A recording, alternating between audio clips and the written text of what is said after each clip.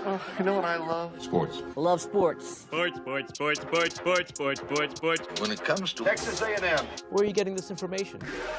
Let me tell you. Welcome to TexAgs.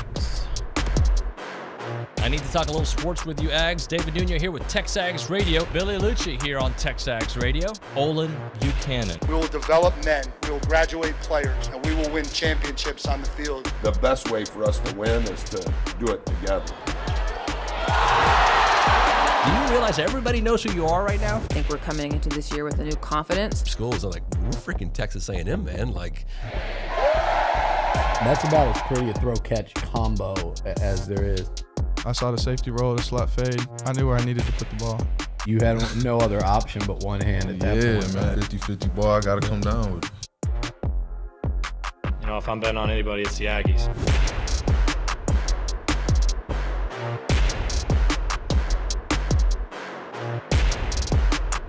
Welcome in. It's the final TexAgs Radio show of 2023. I'm Nick Savage filling in for David Nguyen, who will be out for today, obviously, and the remainder of next week as well. So you got a string of guest hosts coming up. I will be the first one. You'll get a little bit of Dalton Hughes, Richard Zane, even Kay Naegeli will be here in the host chair coming up. But today, you're stuck with me. Again, welcome in, everyone. This is TexAgs Radio presented by David Gardner's Jewelers.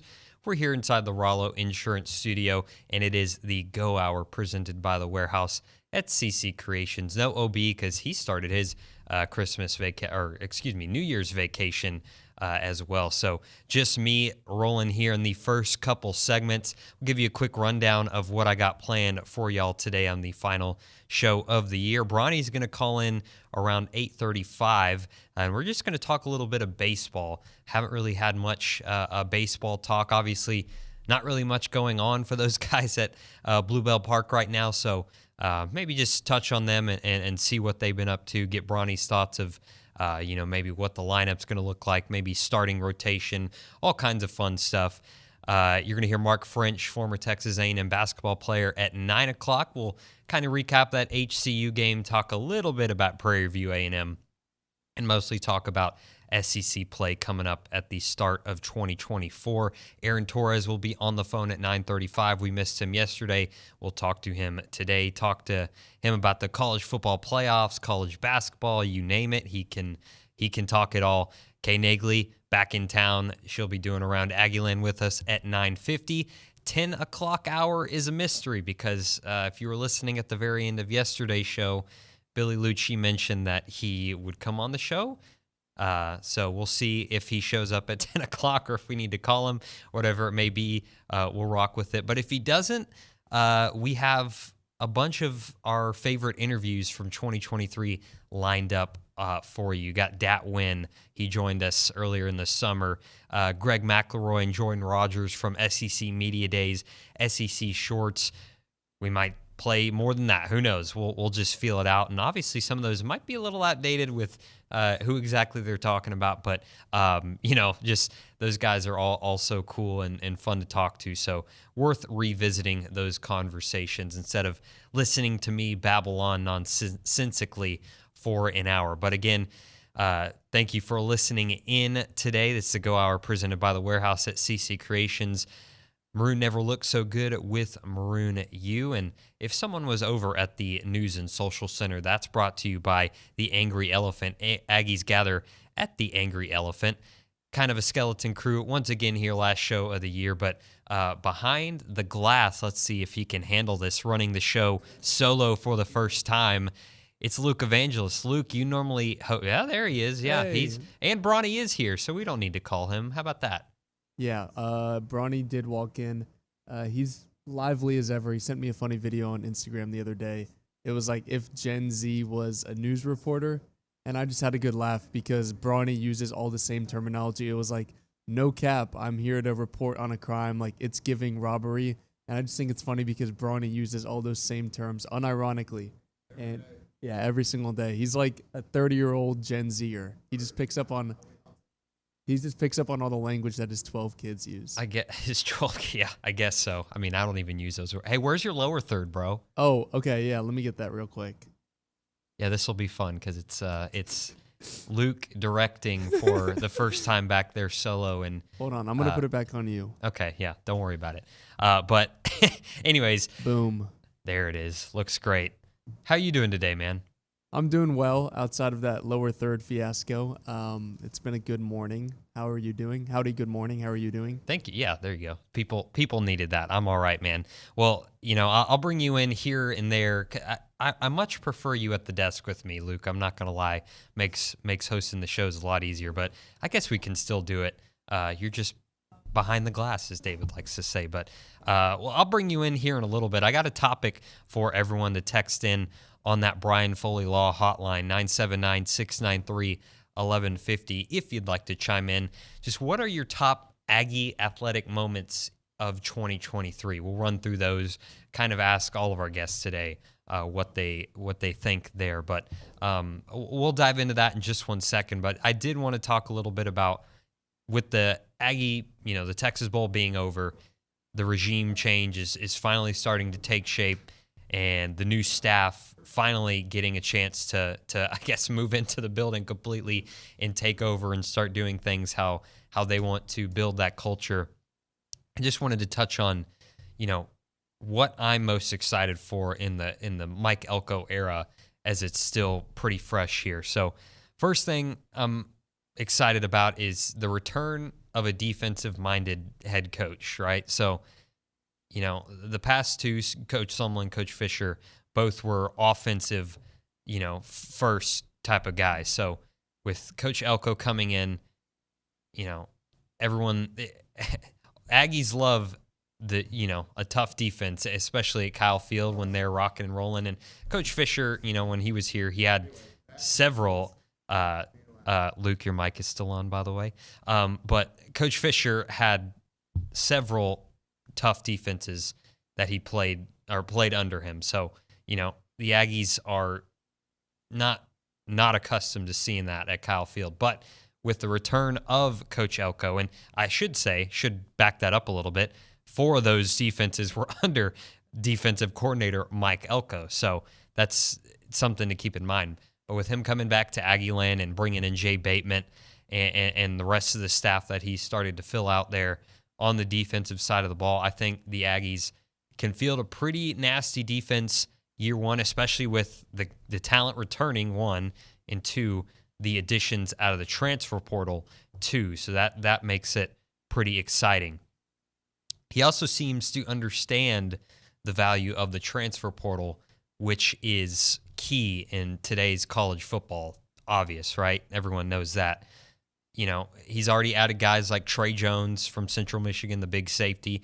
He seems someone to be excited about. Will Lee, the corner from Kansas State, I think, is another guy that, to get excited about. And apparently Aggies have been reported to be in the mix for a couple of standout defensive guys in the portal. We'll see if they can get them on campus for a visit and all that good stuff in the coming weeks. So if Coach Elko and his staff were able to land some of these guys, these big impact transfers, then, based on what the philosophy of the former staff was, I guess, when it comes to using the transfer portal as more of a, I guess, supplemental piece instead of a, hey, we can use guys now to plug and play next year, which it seems like the rest of the country, other college football teams are doing. So you need to do that, and I think Coach Elko and his staff understands that, and that makes me excited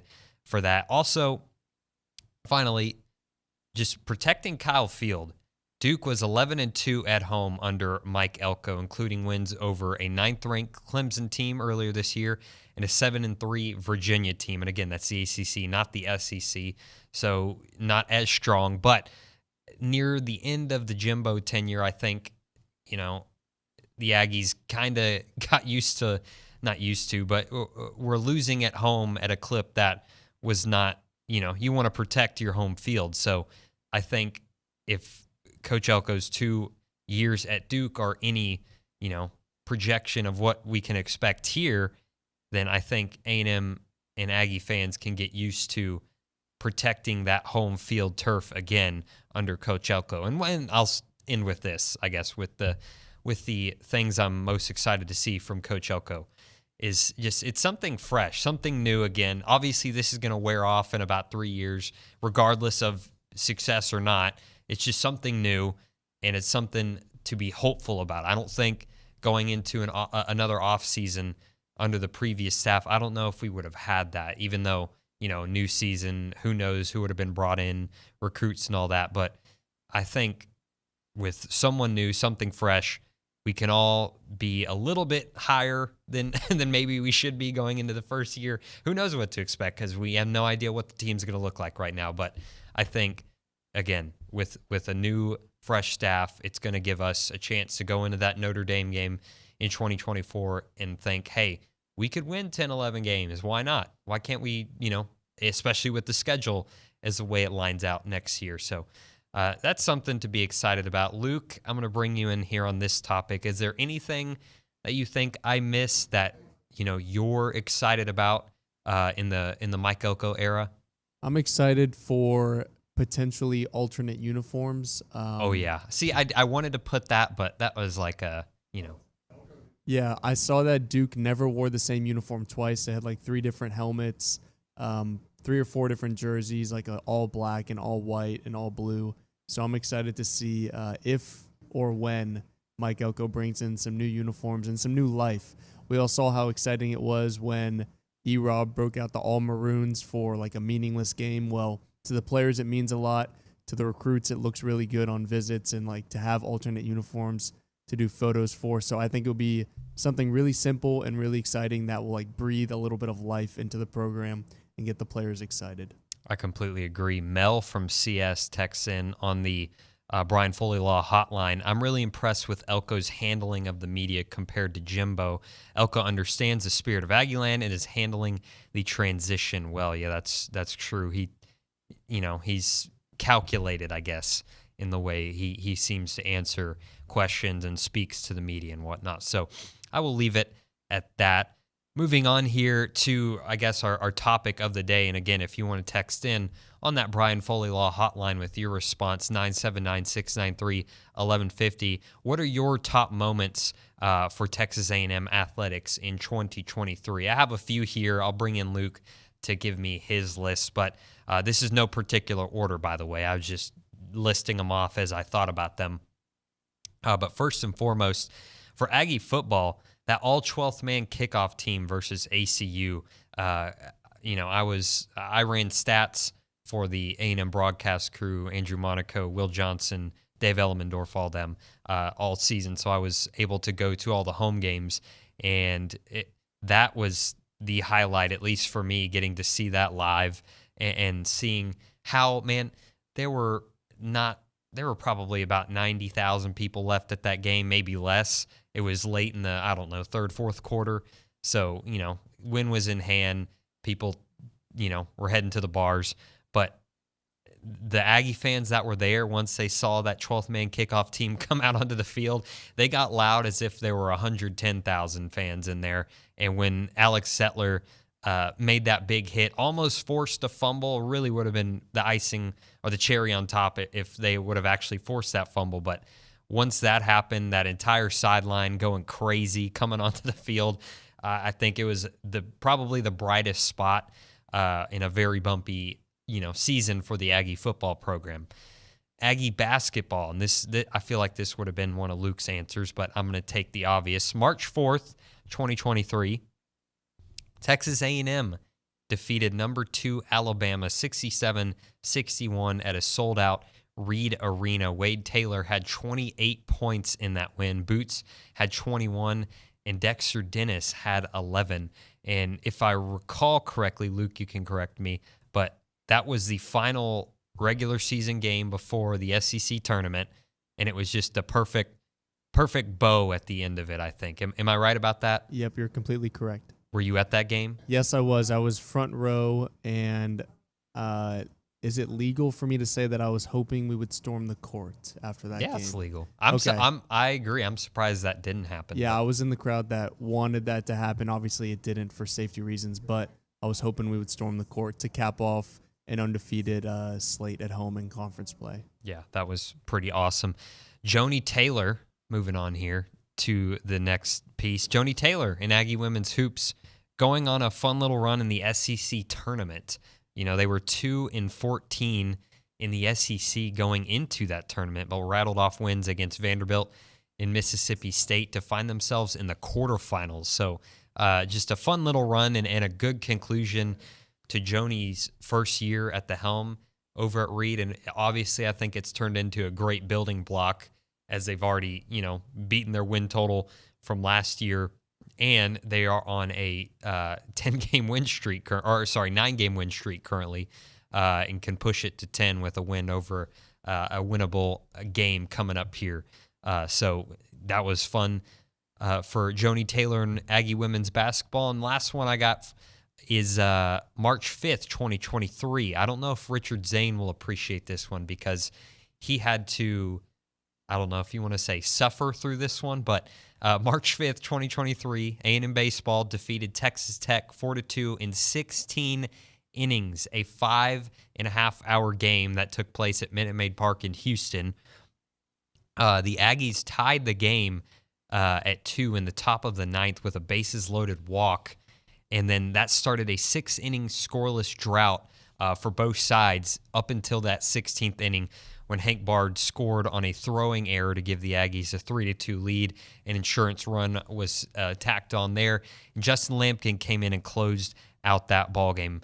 Evan Aschenbeck was really the MVP of that game. He went 4 2/3 innings, struck out 8 Red Raiders, all in extra innings, by the way. He had zero room for error, could not give up a run, and he didn't. And I say poor Richard Zane had to fight through that, because I remember he was a little tired the next day coming back to work well past, that game went on well past midnight. Luke, did I miss anything? Or are you thinking any other Aggie football moments that I missed? Well, I was thinking the Anaya Smith punt return, just given what he went through the year before in that game. I thought that was one of my favorite moments, getting to witness that, because I was right when he fielded the punt, I was like, just take a knee, like just go down. And then he ended up returning it for a touchdown, and I looked like an idiot for screaming, just like, don't run it back. So I thought that was pretty fun. The first game that A&M played against Stanford, not the second or third time, we can forget about that. But that first game where they ended up taking the lead really late, I remember exactly where I was. I was watching that game like at a wedding on my phone, and it was just a crazy moment. I was like, oh my goodness, we're going to beat Stanford. We're one game away from a super regional. We didn't get to the super regional, but it was still a really crazy game. And then pretty much every single game in Reed Arena, just the environment of going on that run. You just came to Reed and you knew A&M was going to win, and the students were camping out for hours, sometimes even days, to go watch those games. So I thought for sure if I had to pick one moment, I would just say the entire Pac Reed movement of A&M basketball. The Tennessee game, the Arkansas game, the Alabama game were all some of my favorites, and hopefully you can replicate that this year and just keep the positive momentum going for A&M basketball. The Tennessee game at Reed was the blackout game, right? Yes. Yeah, that was probably number 2, basketball moment on my list as well. By the way, this was Coffee Talk presented by TexAgs Coffee. I don't drink coffee, but if I did, I would drink TexAgs Coffee, obviously. Beat the hell out of morning by going to texags.com/coffee. We're going to hit a break here. On the other side, we're going to get into 3 things we want to see, and we're going to do a little bank on it before we get to Bronny, who is going to be here in studio to talk a little Aggie baseball. Might get his thoughts on the Texas Bowl, because I don't think we've talked to him since then. So we'll hit a break here. On the other side, again, 3 things we want to see and bank on it. You're listening to TexAgs Radio, presented by David Gardner's Jewelers.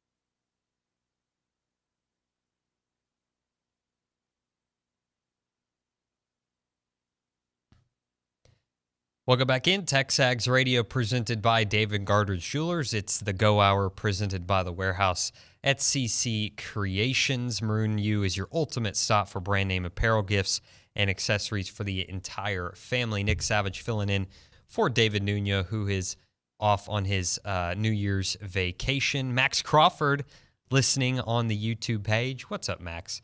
Right now we're going to get into 3 things we want to see. That's brought to you by Braz's Running Company, your local Aggie-owned specialty running store where you can find Brooks On and Hoka shoes, located in Century Square below the Star Cinema Grill in College Station. Luke, I'm going to bring you in on this because, of course, we did 3 things we want to see last Friday, and in typical fashion, we whiffed on just about everything. I'll let you know what my 3 things we want to see were, and then you can let us know what yours were, all right? So my first one was Wade to get a 30-piece versus HCU. Did not happen. Again, kind of goes into, starters really don't play all that much against the lower-tier games, but, yeah, nowhere close to a 30-piece. I was right about this one. Tristan Jernigan signing with A&M.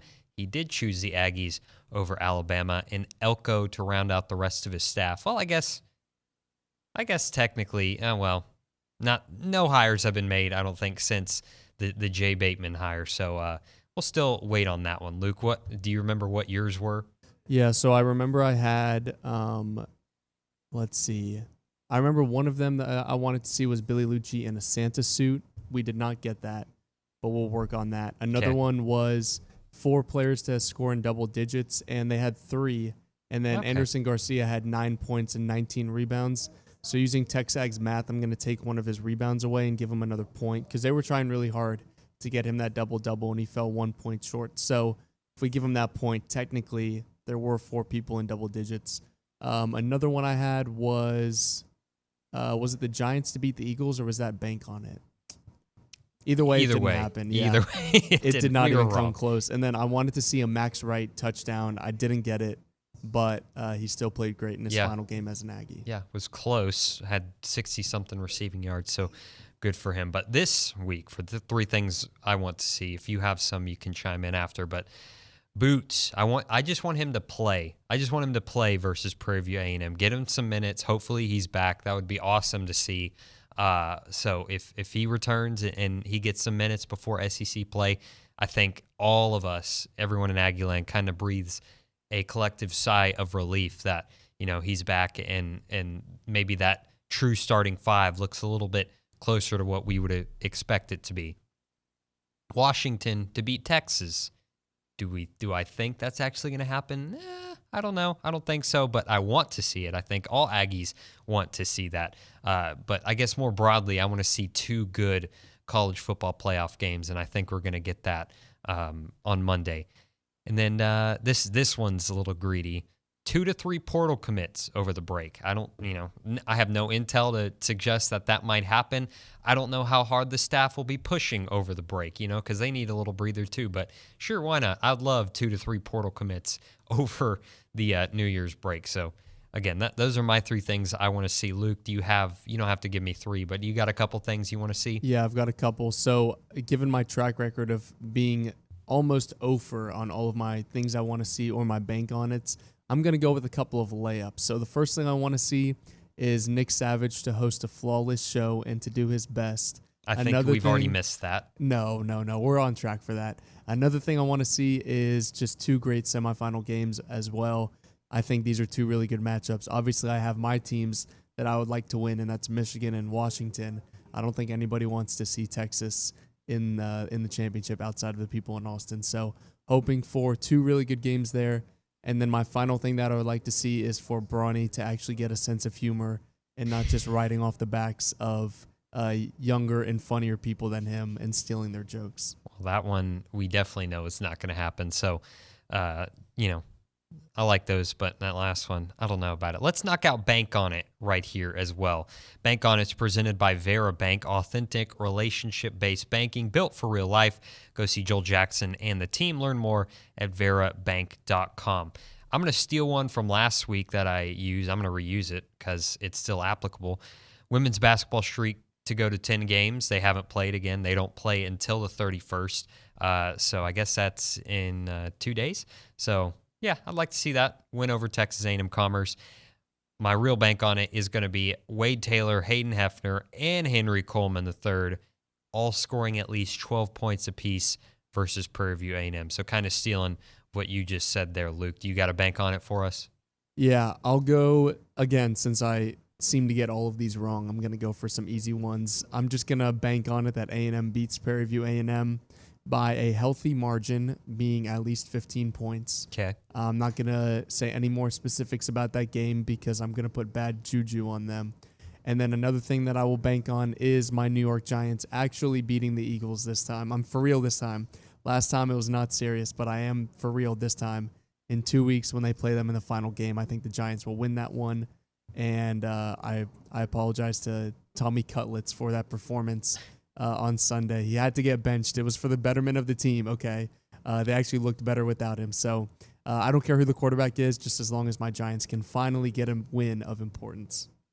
Yeah, NFL-wise for me, I know C.J. Stroud was back practicing with the Texans, so hopefully they can pull out their final 2 games and keep them in the playoffs. Thankfully, they dropped that game to the Browns, but I think everybody else of consequence lost as well, so it really didn't hurt their chances, and they stayed in the playoff hunt. So got 2 winnable games coming up for the Texans, and again, they got C.J. Stroud back, hopefully, so things looking up for me and you both here, Luke. So let's go ahead, hit a break. On the other side, Ryan Brauninger will be in studio with us. We're going to talk a little baseball. I'll ask his opinion of the Texas Bowl. We'll talk about it briefly, but mostly focus on a little Aggie baseball talk to close out the 2023 show schedule. You're listening to TexAgs Radio, presented by David Garner Schulers.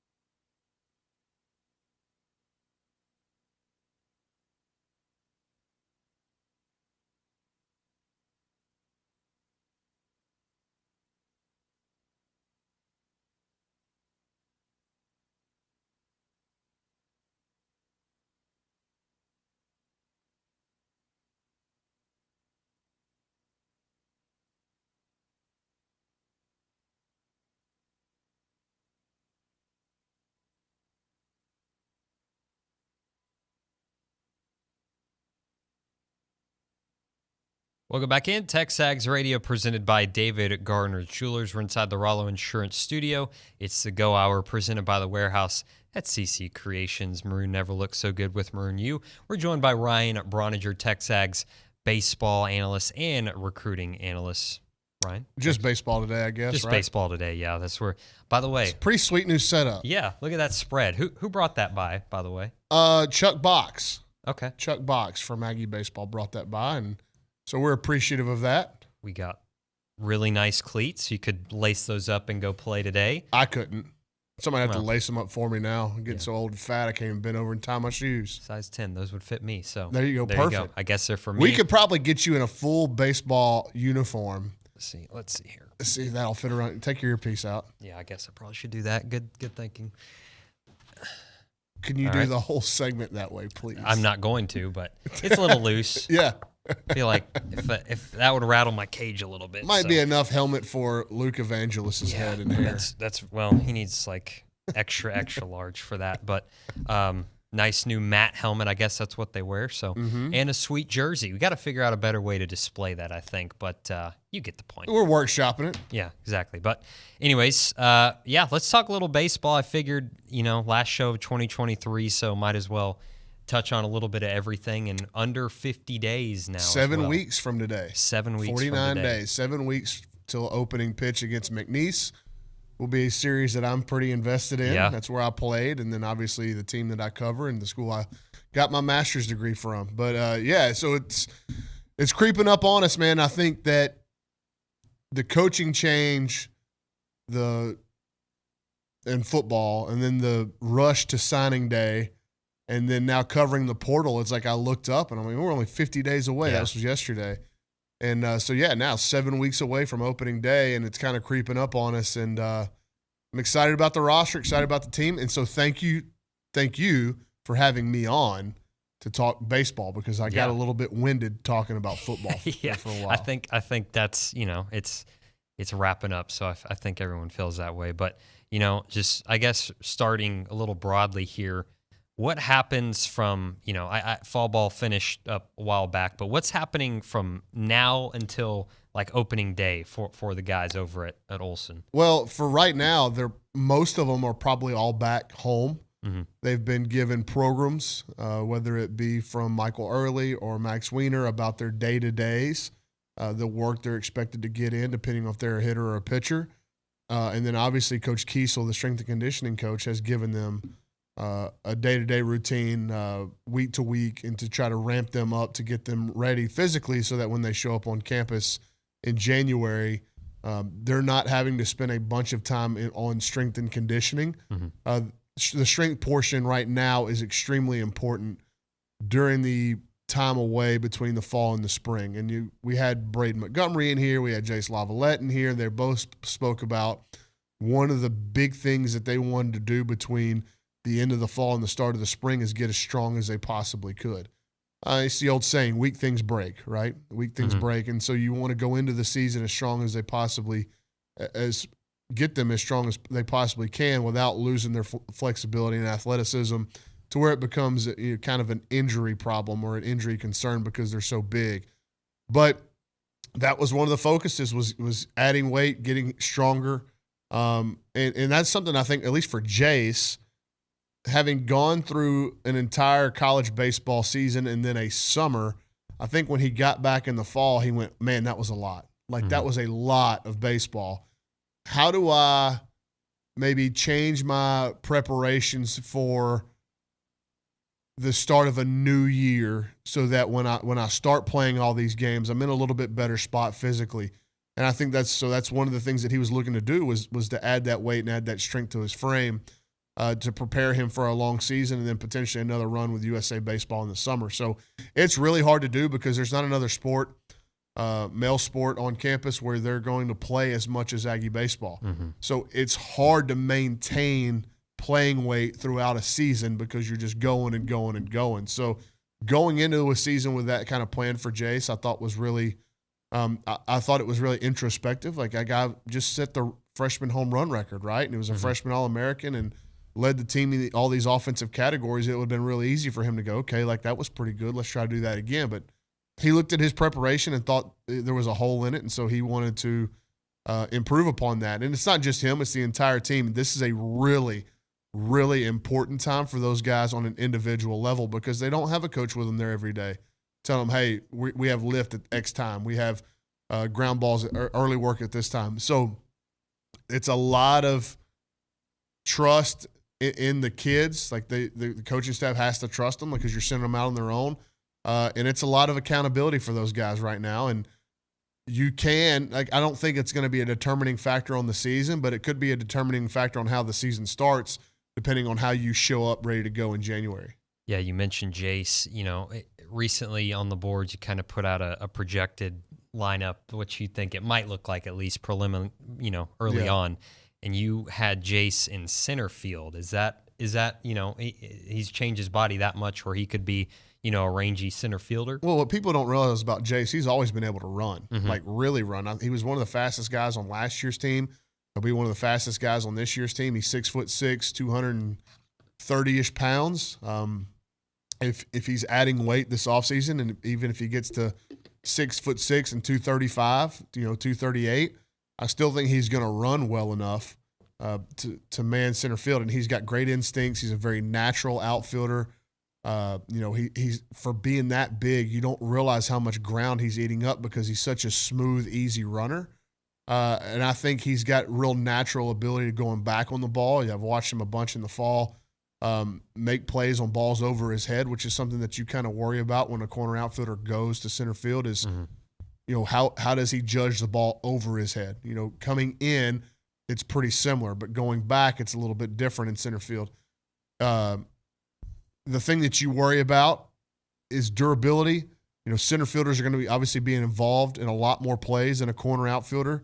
You don't want Jace running into a wall or running into another guy.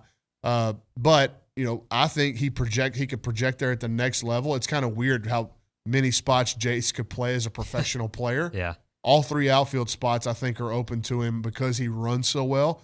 But it also wouldn't surprise me to see him in professional baseball go to first base too. So, but for this year's club, for Jace and Jace's near future, I think his best spot is center field.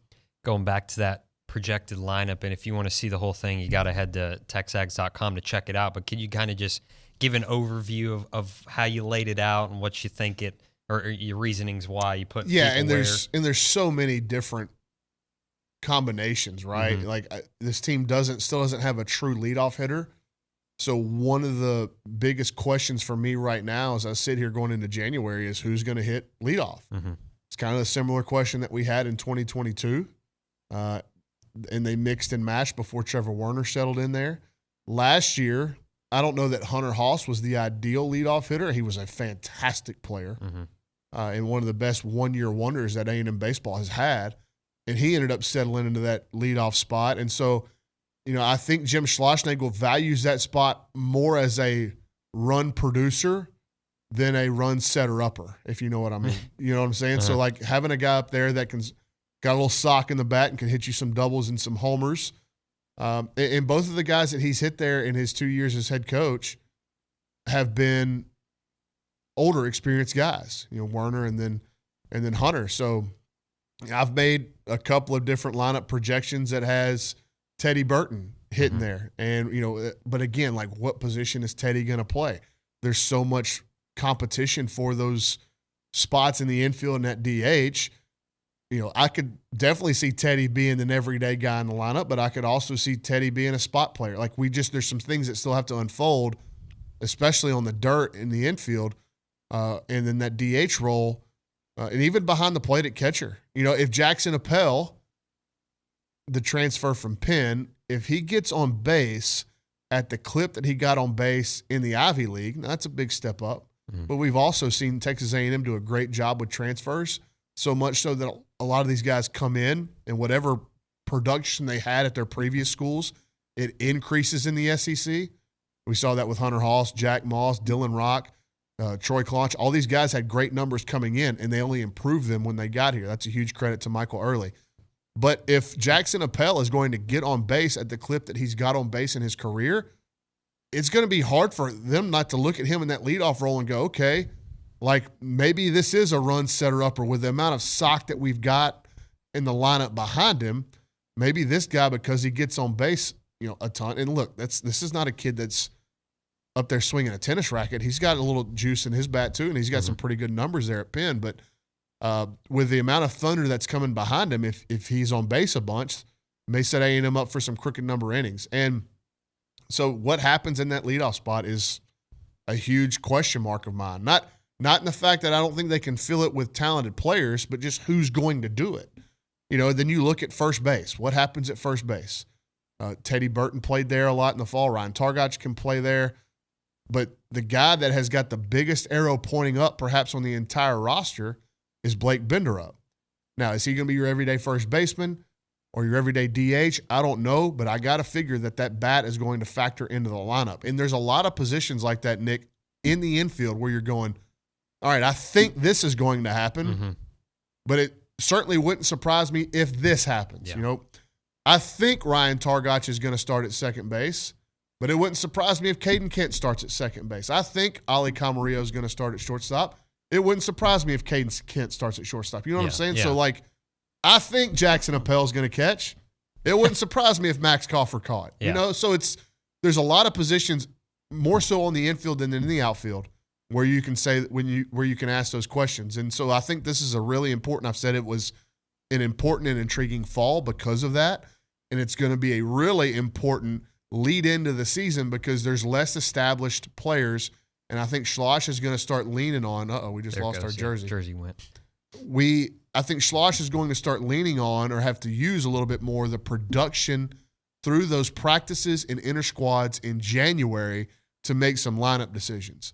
I could see where guys might have a little bit of an edge going in, but if Ali Camarillo doesn't play well at shortstop over the first 3 weeks of practice and inter squads, Caden Kent might be your starting shortstop, or Jack Bell, or any of those guys that are kind of pushing for reps and pushing for time. As speaking for an Aggie fan who might only come around to baseball at the start of the year, February, start paying a little attention, they're going to, look at this lineup and be like, man, I only recognize, Lavalette and Targach. So is that something to be concerned about when it comes to gelling as a lineup, or do you think that's already kind of taken place? Man, I don't know. That's a tough question to ask for a guy that's not in the locker room every day, in the clubhouse every day. I know that the kids like where they're at. The staff likes where they're at in terms of cohesion. And you look at the most successful baseball team in A&M history was a conglomeration of guys from all over the country and returners and incoming guys and transfers. And so I don't know. I don't know how you make a prediction on that. You can feel good about it, but that doesn't mean anything in December. But you're right. There's new names, but I think that's why a lot of people are so intrigued by this baseball team. I mean, you can go look at what Braden Montgomery has done and look at what Ali Camarillo did and Jackson Appel and Teddy Burton and some of these guys, Hayden Schott, that have come in from different places across the country. Man, they were super productive. Those are really good transfer portal pickups, and that's just on the offensive side. Yeah. The pitching staff, which we got to touch on a little bit here, that's going to have a lot of new faces as well. But there's going to be a lot more familiarity with the fan base on the pitching side than the hitting side this year. But, man, if you didn't get a chance to go out this fall and see guys like Gavin Grahovic, and I know A&M is trying to replace one of the best defensive third basemen that ever come through here. But when you walk out there that opening night at Olsen Field and you see Gavin Grahovic, you're going to go, that kid's 18, 19 years old. I mean, he's 6'3.5", 220-something pounds. He looks like he should be playing middle linebacker for Mike Elko. And extremely physically gifted, extremely. As talented of a freshman as Jace Lavalette, as talented of a freshman as Texas A&M baseball's ever brought in. Will that result in production? That's awful hard to say. Yeah. But the talent's there in spades. Let's hit a break here, Bronny. One more segment on the other side. We'll talk a little bit more baseball, get Bronny's favorite memories of the 2023 season for baseball, and maybe, Aggie Athletics in general. You're listening to TexAgs Radio, presented by David Garner's Jewelers.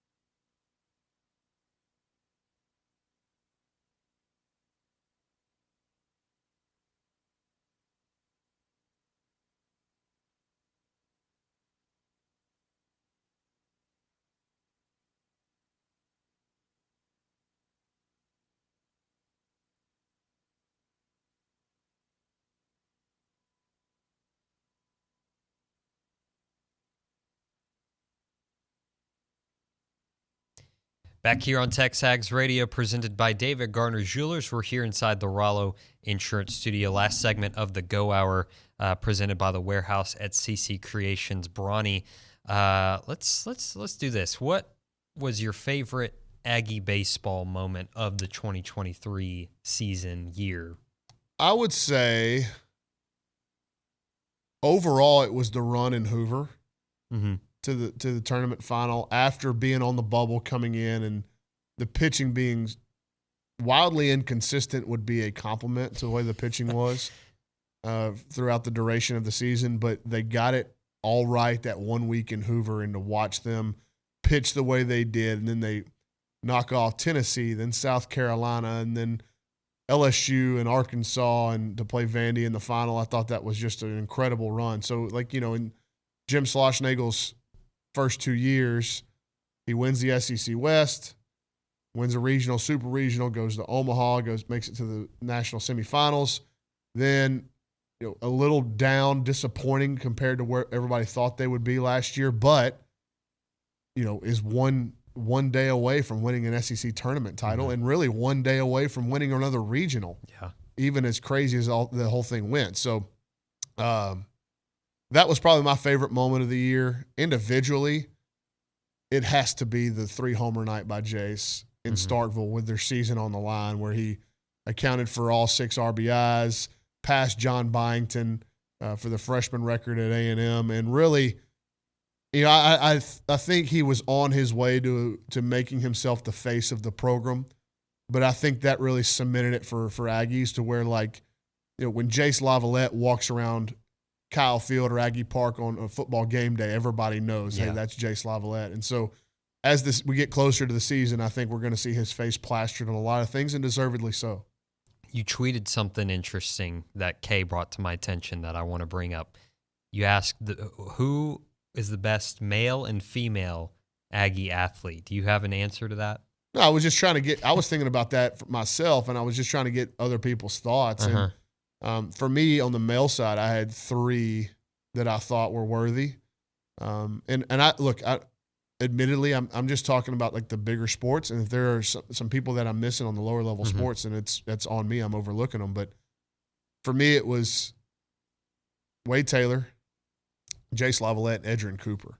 And I think I would actually give it to Edgerrin Cooper, because as fantastic of a year as Wade and Jace had, I mean, Edgerrin was a consensus All-American on a 7-5 football team, and earned himself a lot of money in the NFL draft, I think, coming up. So I would give it to Edgerrin Cooper. Then Mary Stoyana, I think, on the women's side, or Logan Lednicki. Those were my 2 kind of semifinalists or co-finalists, whatever. And I would probably just lean toward Mary.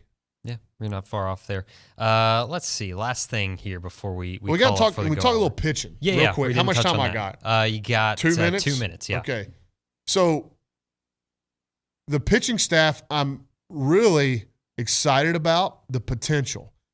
It's deeper, no question. It's deeper than last year and Schloss's first year. Whenever you think about how many guys did they really rely upon last year, it wasn't many.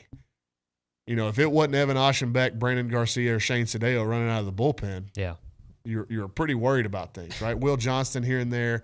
Watson kind of figured it out. But the thing about that is most of those guys I just said are coming back. And they've also injected a huge amount of talent and potential from the portal, and then an outstanding freshman pitching class.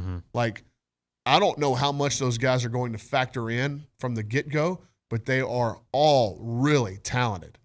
And so you have to like the future of the pitching staff going forward with those guys as the groundwork, the foundation for what Max Wiener wants to build.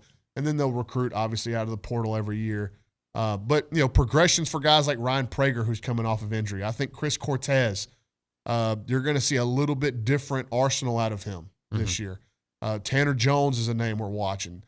Eldridge Armstrong, Brock Peary, Evan Aschenbeck, Shane Sadeo, Justin Lampkin. Like, am I getting got to close? drop it right there. Okay, 10 seconds. Really appreciate it, Bronny. Happy New Year. Thanks for coming in. On the other side, Mark French will talk a little Aggie hoops. This is TexAgs Radio, presented by David Garner Jewelers.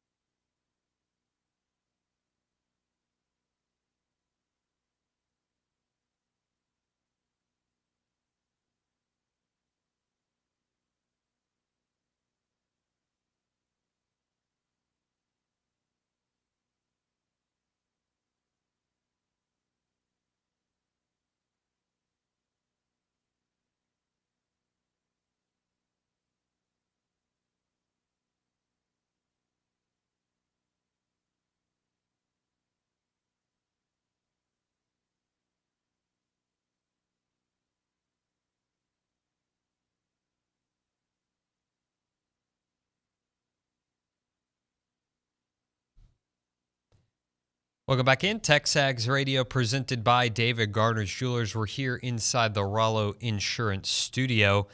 9 o'clock hour, what we got lined up for you. Mark French on Zoom coming up here in just 1 second. Aaron Torres at 9:35 and Around Aggieland with Kay Naegeli at 9:50. But like I mentioned, we're going to talk a little Aggie hoops with former Texas A&M basketball player Mark French. Mark, good morning, sir. How are you? Good to talk to you again. Hey guys, good morning. Happy Friday to you, and let's wrap up a good week heading into the new year. What do you say? Yeah, absolutely, man. How was your Christmas? Man, it was good. I actually found out I'm being uncle, so awesome. That was the big news coming out of Christmas. We're all excited about, but man, otherwise it's been pretty good. Well, good to hear, man. So let's go ahead and just dive right in here. Would you say the Aggies are below their expectations with their non-conference record, considering they win this Saturday coming up against Prairie View? Are they below expectations or right where they should be, as it's all said and done? I think coming into the year, if you were to evaluate it as if you were coming into the year, you're probably right at where you thought. But I think after going and getting the Iowa State win, which, by the way, everyone, Iowa State's top 25 in the net. Again, we've been over this. After that win in Disney and after they played Florida Atlantic really close, with Henry going out and obviously without Boots, it's I think as a fan base, we all recalibrated and it kind of expected more. And not to say they've disappointed. The Virginia loss at their place is not bad.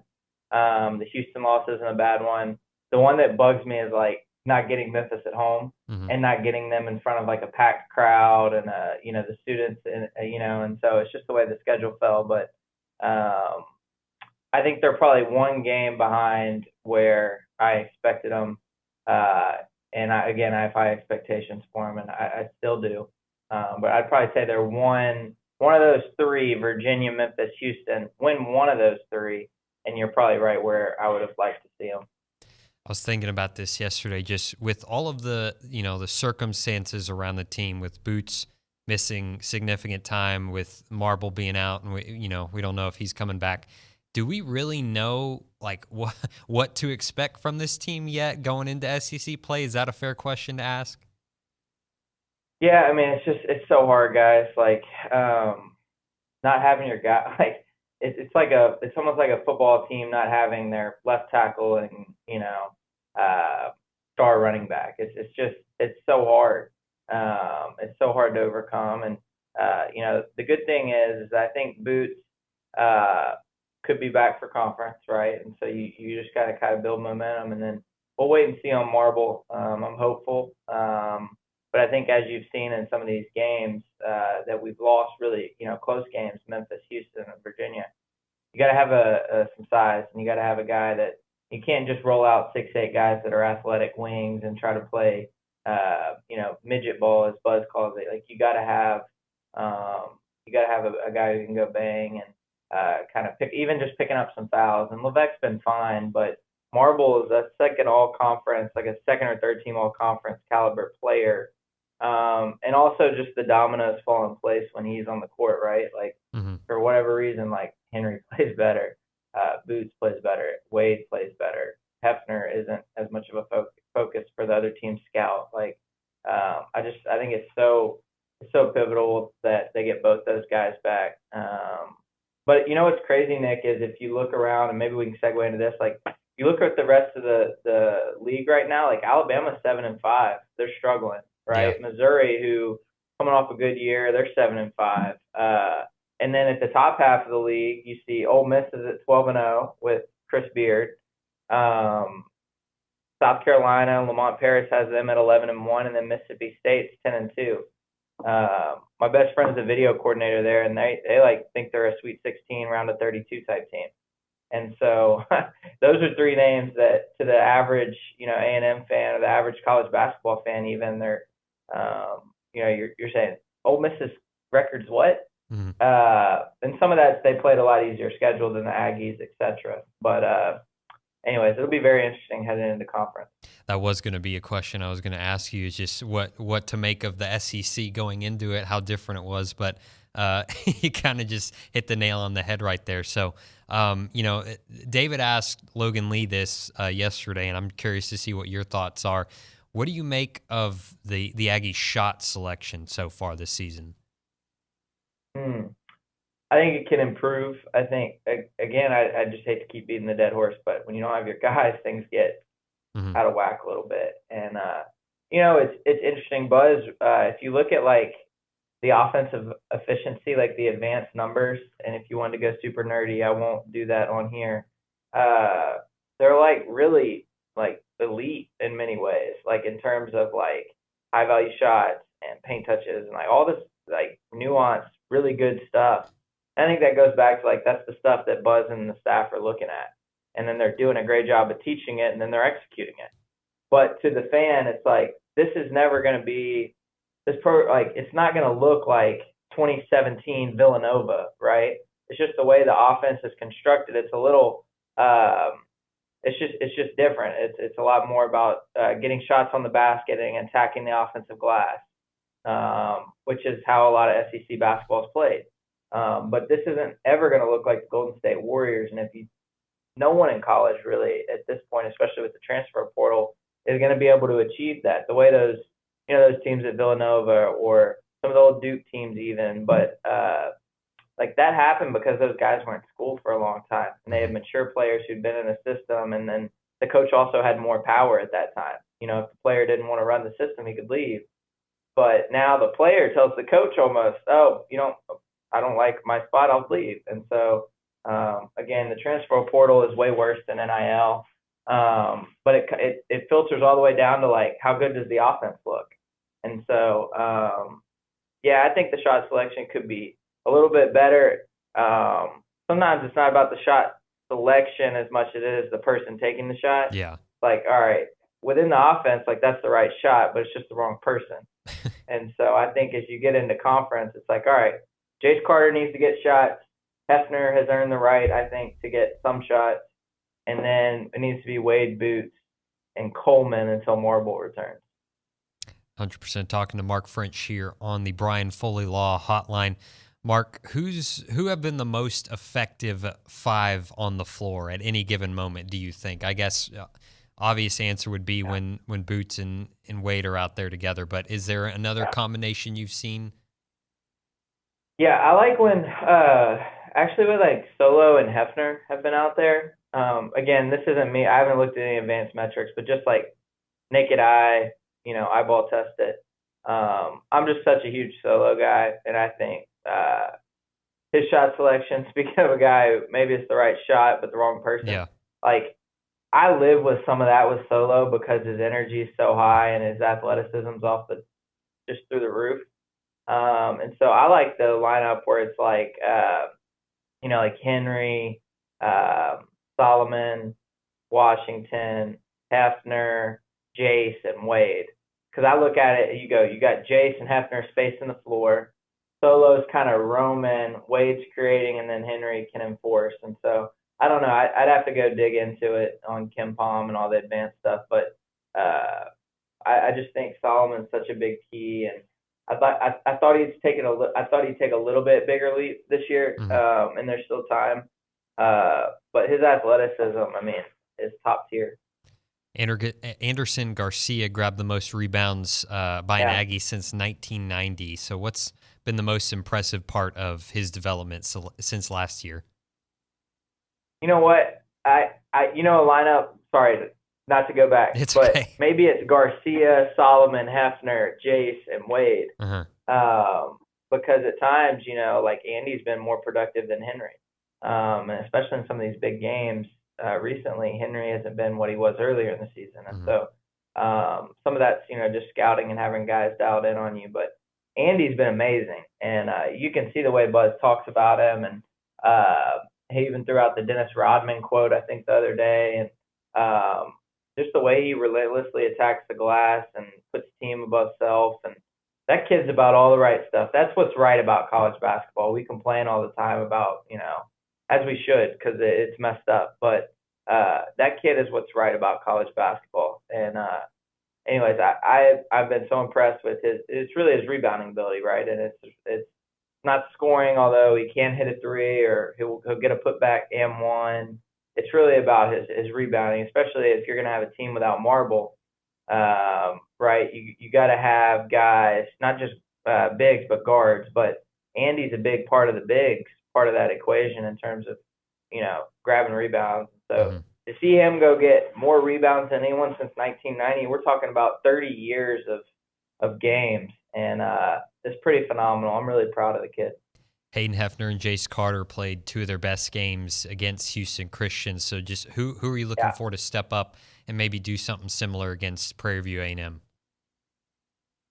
Yeah, I mean, I think this trend of like Hefner had 24, right? And again, I think maybe it was a month ago, Nuno and I were talking about this either on air or off air, but it was talking about Hefner. He just gets where he makes 3 threes a game, like that 2 to 3, 2 to 4 threes a game. What that does, it tilts the court in Wade's favor in order to get downhill. And then maybe you throw Jace on top of that. But yeah, in this next game, I'd really love to see like Henry get going, kind of back to where he was. I'd love to see Manny, who played 18 minutes, only had 4 points the other night, kind of reestablish himself. So it's one of those mop-up games, if we're being honest, where,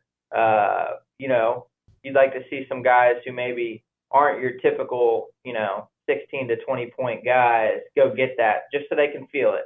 There's something about a confidence building when, you can go score, 15 plus. Do you see Wade only scoring 10 against HCU as a bad sign, or is it more important for him to facilitate the offense? In those games, it's more important for Wade to facilitate. And now Memphis, Houston, hog the ball, Wade. I'm cool with it. But no, 100%. I think facilitate. He only played 22 minutes, so he had 2 assists and a rebound and 10 points. So I think it's one of those where for these games, I always viewed it as, hey, I don't want any of my stars to get hurt. Like, let's go win by 25 plus. Let's have an efficient first half, and then let's rest and let the guys like, Manny and Eli and Bryce Lindsey and those type guys, Jace Carter, kind of play the second half, and then maybe you have like a Hefner or a Coleman go off for 20, and they get to feel that. But I have no issue with Wade only having 10 against Houston Baptist. A&M is top 20 in the net, nearly 70 spots higher than they were at this time a year ago, which is pretty crazy. How about that? It's just how impressive is that, and how impressive is their overall resume? It's really darn impressive. And if you're just looking at the record, you're playing the wrong game, because that's not what the smart people are doing. That's not what the tournament selection committee is doing. And I think, as you saw 2 years ago when A&M was left out of the tournament, which was absolute BS, if we're all just being fully transparent. They were playing like one of the top 16 teams in the country, and they were left out. But I think after that, I think Buzz and his staff got in the war room, and they really hammered it out. All right, what exactly? And we still don't know all the nuances, which is wild. But what is the selection committee looking for? And I think they've adjusted. And it's the games like the ACC challenge, like having to go to Virginia, like that actually can like move you up in the net. And like you're playing Houston, you go up like 4 or 5 spots in the net because of who you played. And Houston, vice versa, moved up to 1 after playing us, even though they barely beat, what was now an 8-14. So it's this game within a game that you have to learn. And a lot of it comes down to just playing high quality teams. And like the Houston Baptists of the world, they're all kind of like, what you don't want to get caught in is like these, of like an inordinate amount of like quad 3 games or whatever. What you want to do is you can have some cupcakes, but then the games you do play, you don't want to play the bottom half of any of the conferences. And so if you go and look at what A&M's done, they're playing the top half, the top quarter of different conferences: Houston, Memphis, Ohio State. I think could be a top quarter Big Ten team.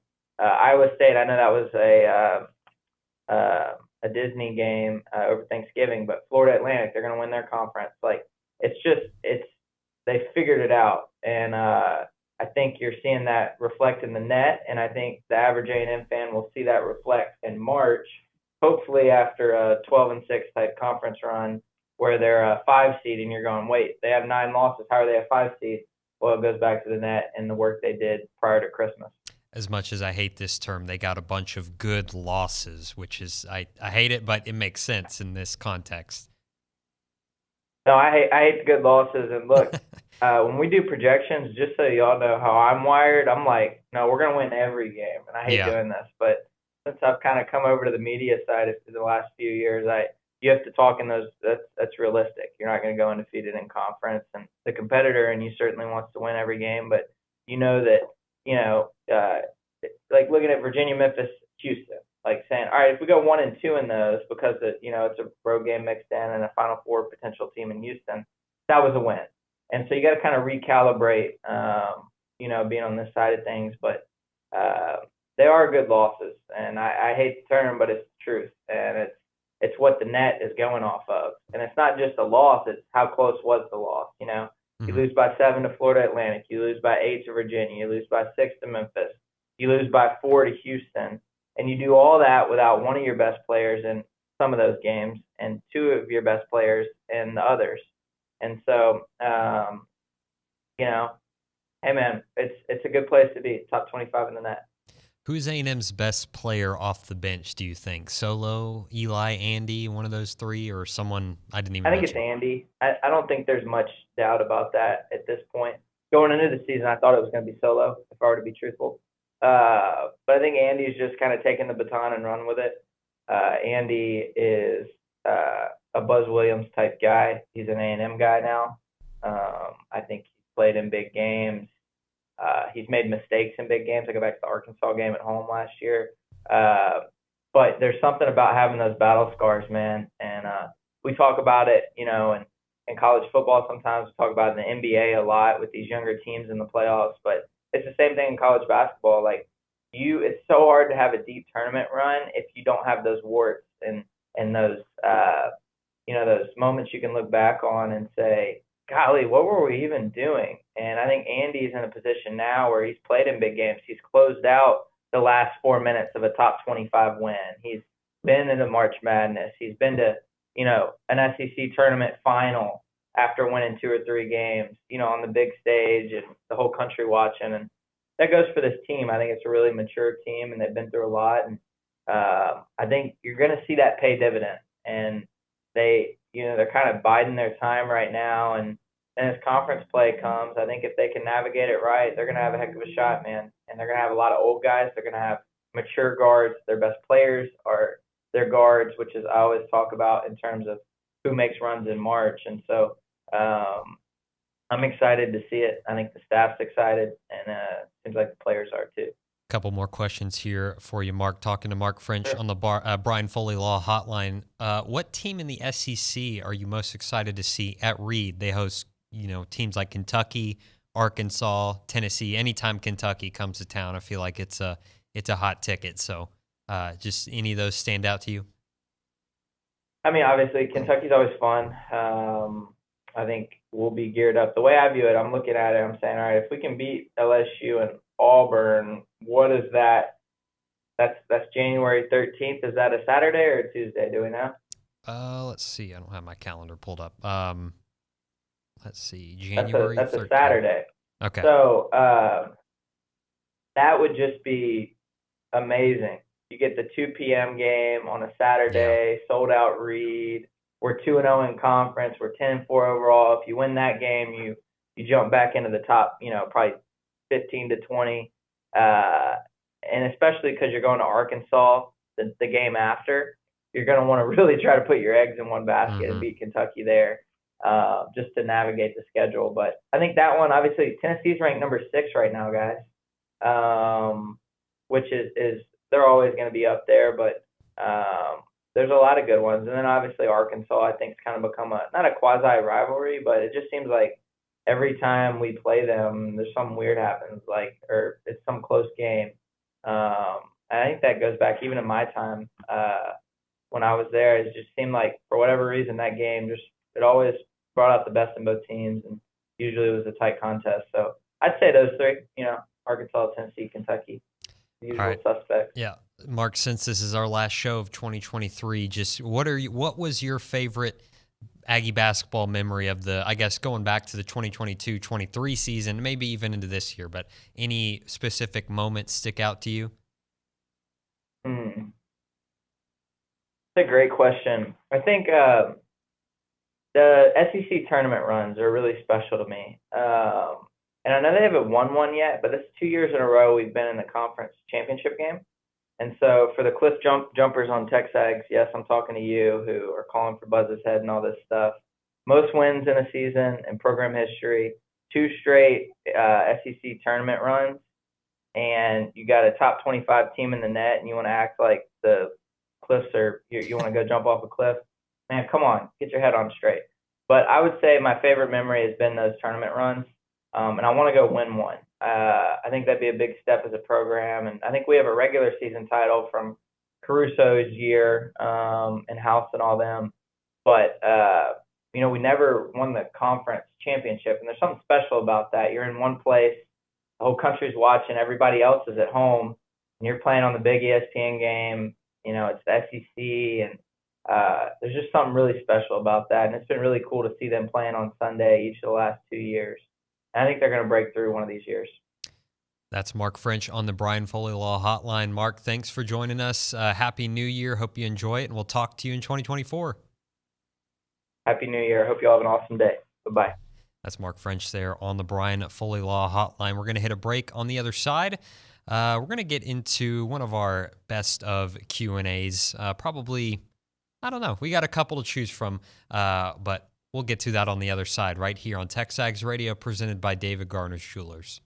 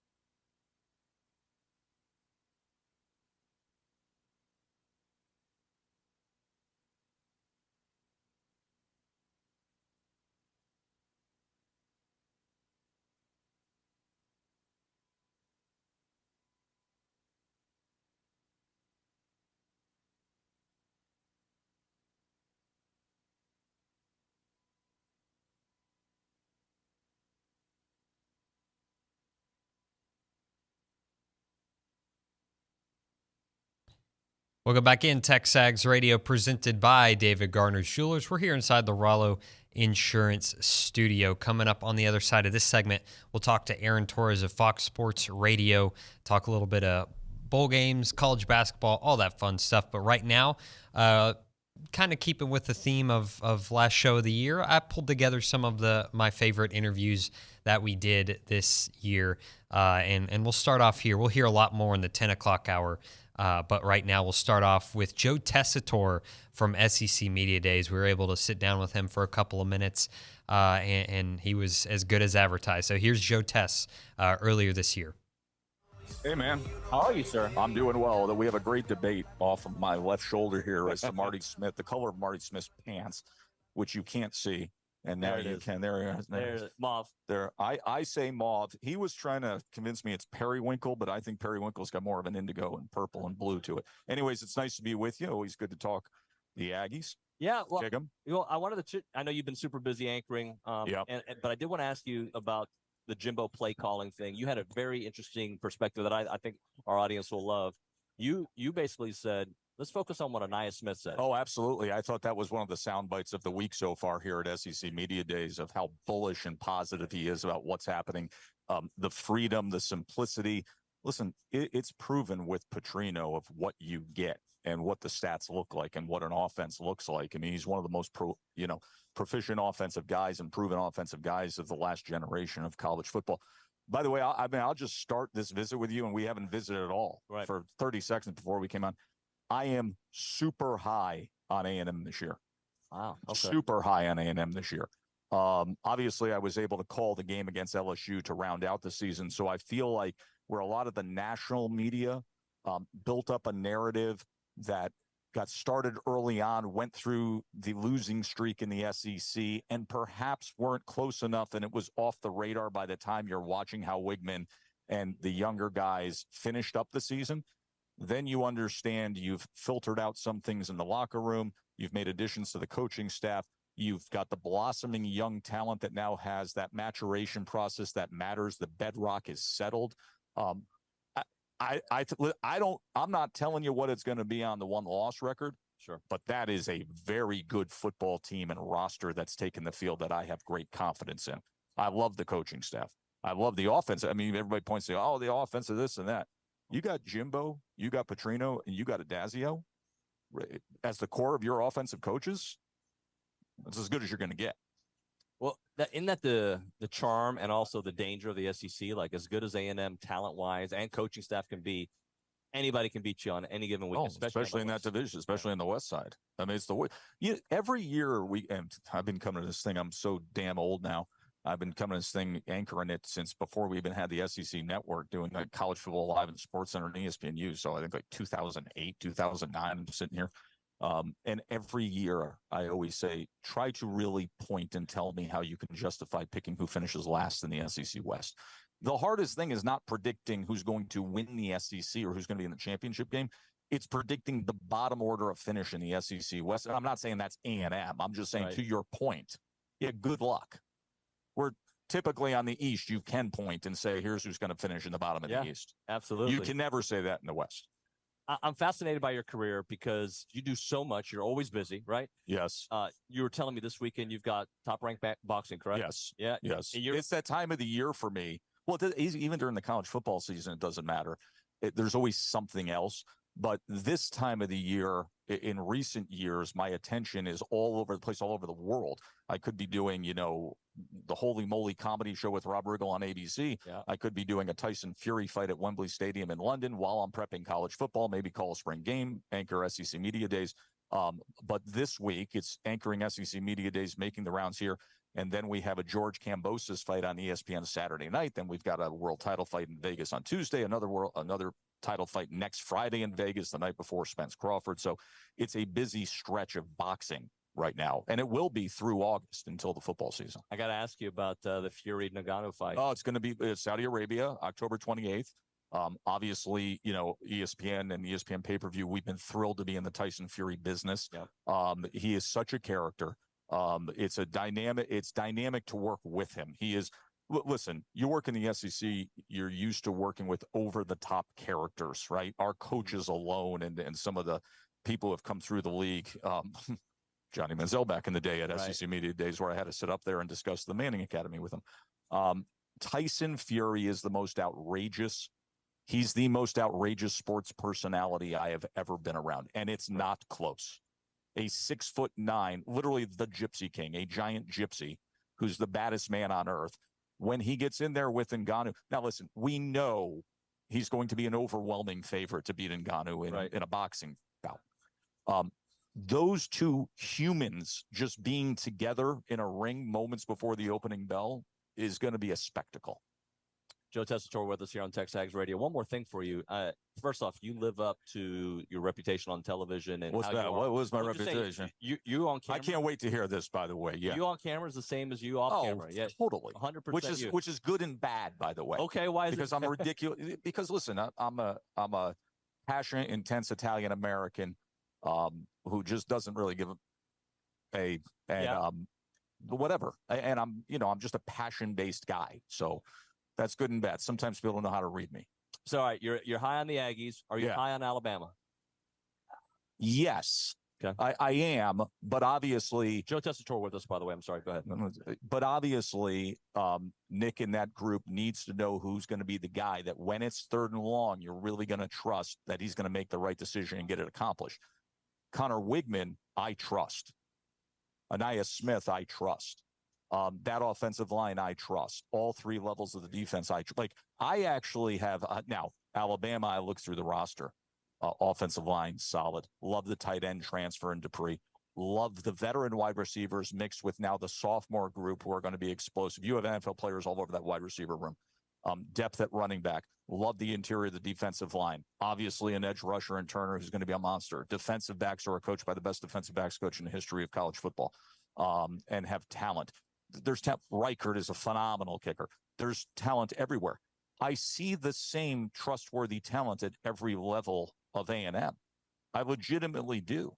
And I like that it's not one of the best things about A&M is it's not last year.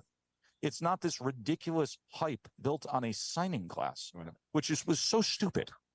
And then it's not where you're dealing with enough turmoil in enough spots where you got headaches. And then when one thing goes off the rails a little bit, it starts to unravel the season until you get the right guys in the right places. You can filter some of that out and you get healthy again. The offensive line was not healthy the first 5 weeks. Your most reliable guys that you want to lean on were not available to you. I think A&M, LSU, and Alabama are the 3 rosters I look at and say, every level, they're solid, and you can trust it. Joe, I appreciate But yet the conversation is different when I say those 3. Well, it's right. Yeah. It shouldn't be. Well, hopefully this year. Because A&M is capable of getting those W's against those 2. I appreciate your time. Oh, it's so nice. Gig 'em. We'll see you you down. I can't wait to get one of my favorite places in the world. Well, I'm going to come kick it with you. We need some Q. You got it, man. All right. Thanks so much. Joe Tessitore.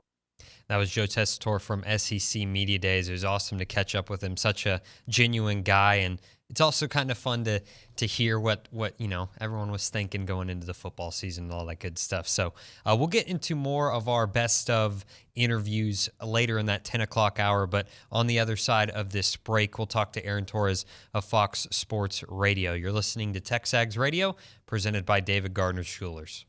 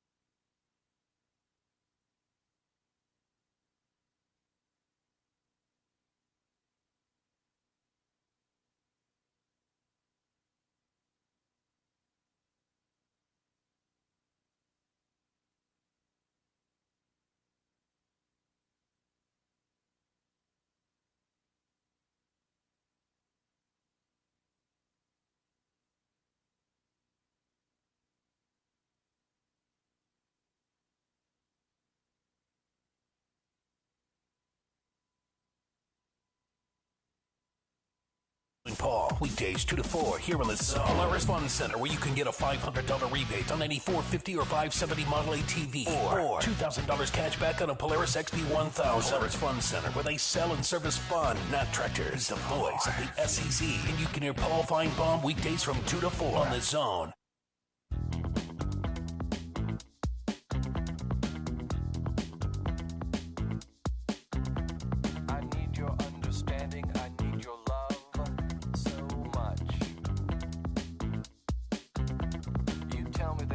We're back on TexAgs Radio, presented by David Gardner's Jewelers. We're inside the Rollo Insurance Studio. We're going to go to the Brian Foley Law Hotline and talk to Aaron Torres of Fox Sports Radio. Aaron, good morning. How are you, sir? I mean, I'm good, Nick. I mean, I really enjoy coming on with you. I do wonder if David Nguyen is avoiding me. I mean, I don't know if the guy owes me money or what, but the guy, I can't get a hold of him no matter how hard I try. I know we were texting about that, but I think you'd rather talk to me anyway, right? I mean, that makes more sense. I would, and I don't think he owes me money. I'm not implying that I'm gonna, break his kneecaps or something if I come across him. I'm just saying it. I think it's been 3 or 4 weeks in a row with you, but always love talking to you. Hope Nuno had a great holiday, and I'm sure he was at the game the other night. And I hope everything's going well for you as well. And I hope you obviously had a great holiday and all that. Yeah, same to you, Aaron. So let's dive right into it. Texas Bowl on Wednesday night. Finally the Aggies, I think, or at least everyone here in College Station are happy to finally turn the page completely into the Mike Elko era. But still a fun game that came down to the wire. So were you able to take that in? And what are your thoughts on the Aggies Texas Bowl? Yeah, I've enjoyed all the bowl games the last couple days. I'm not somebody that thinks there's too many bowl games. I really, this was one among many that I've enjoyed over the last couple days. And so, yeah, I mean, I think, honestly, my big takeaway is a couple things. I mean, one, I think from a national perspective, there's been a lot of negative headlines about Texas A&M, the guys that they've lost over the last couple of weeks.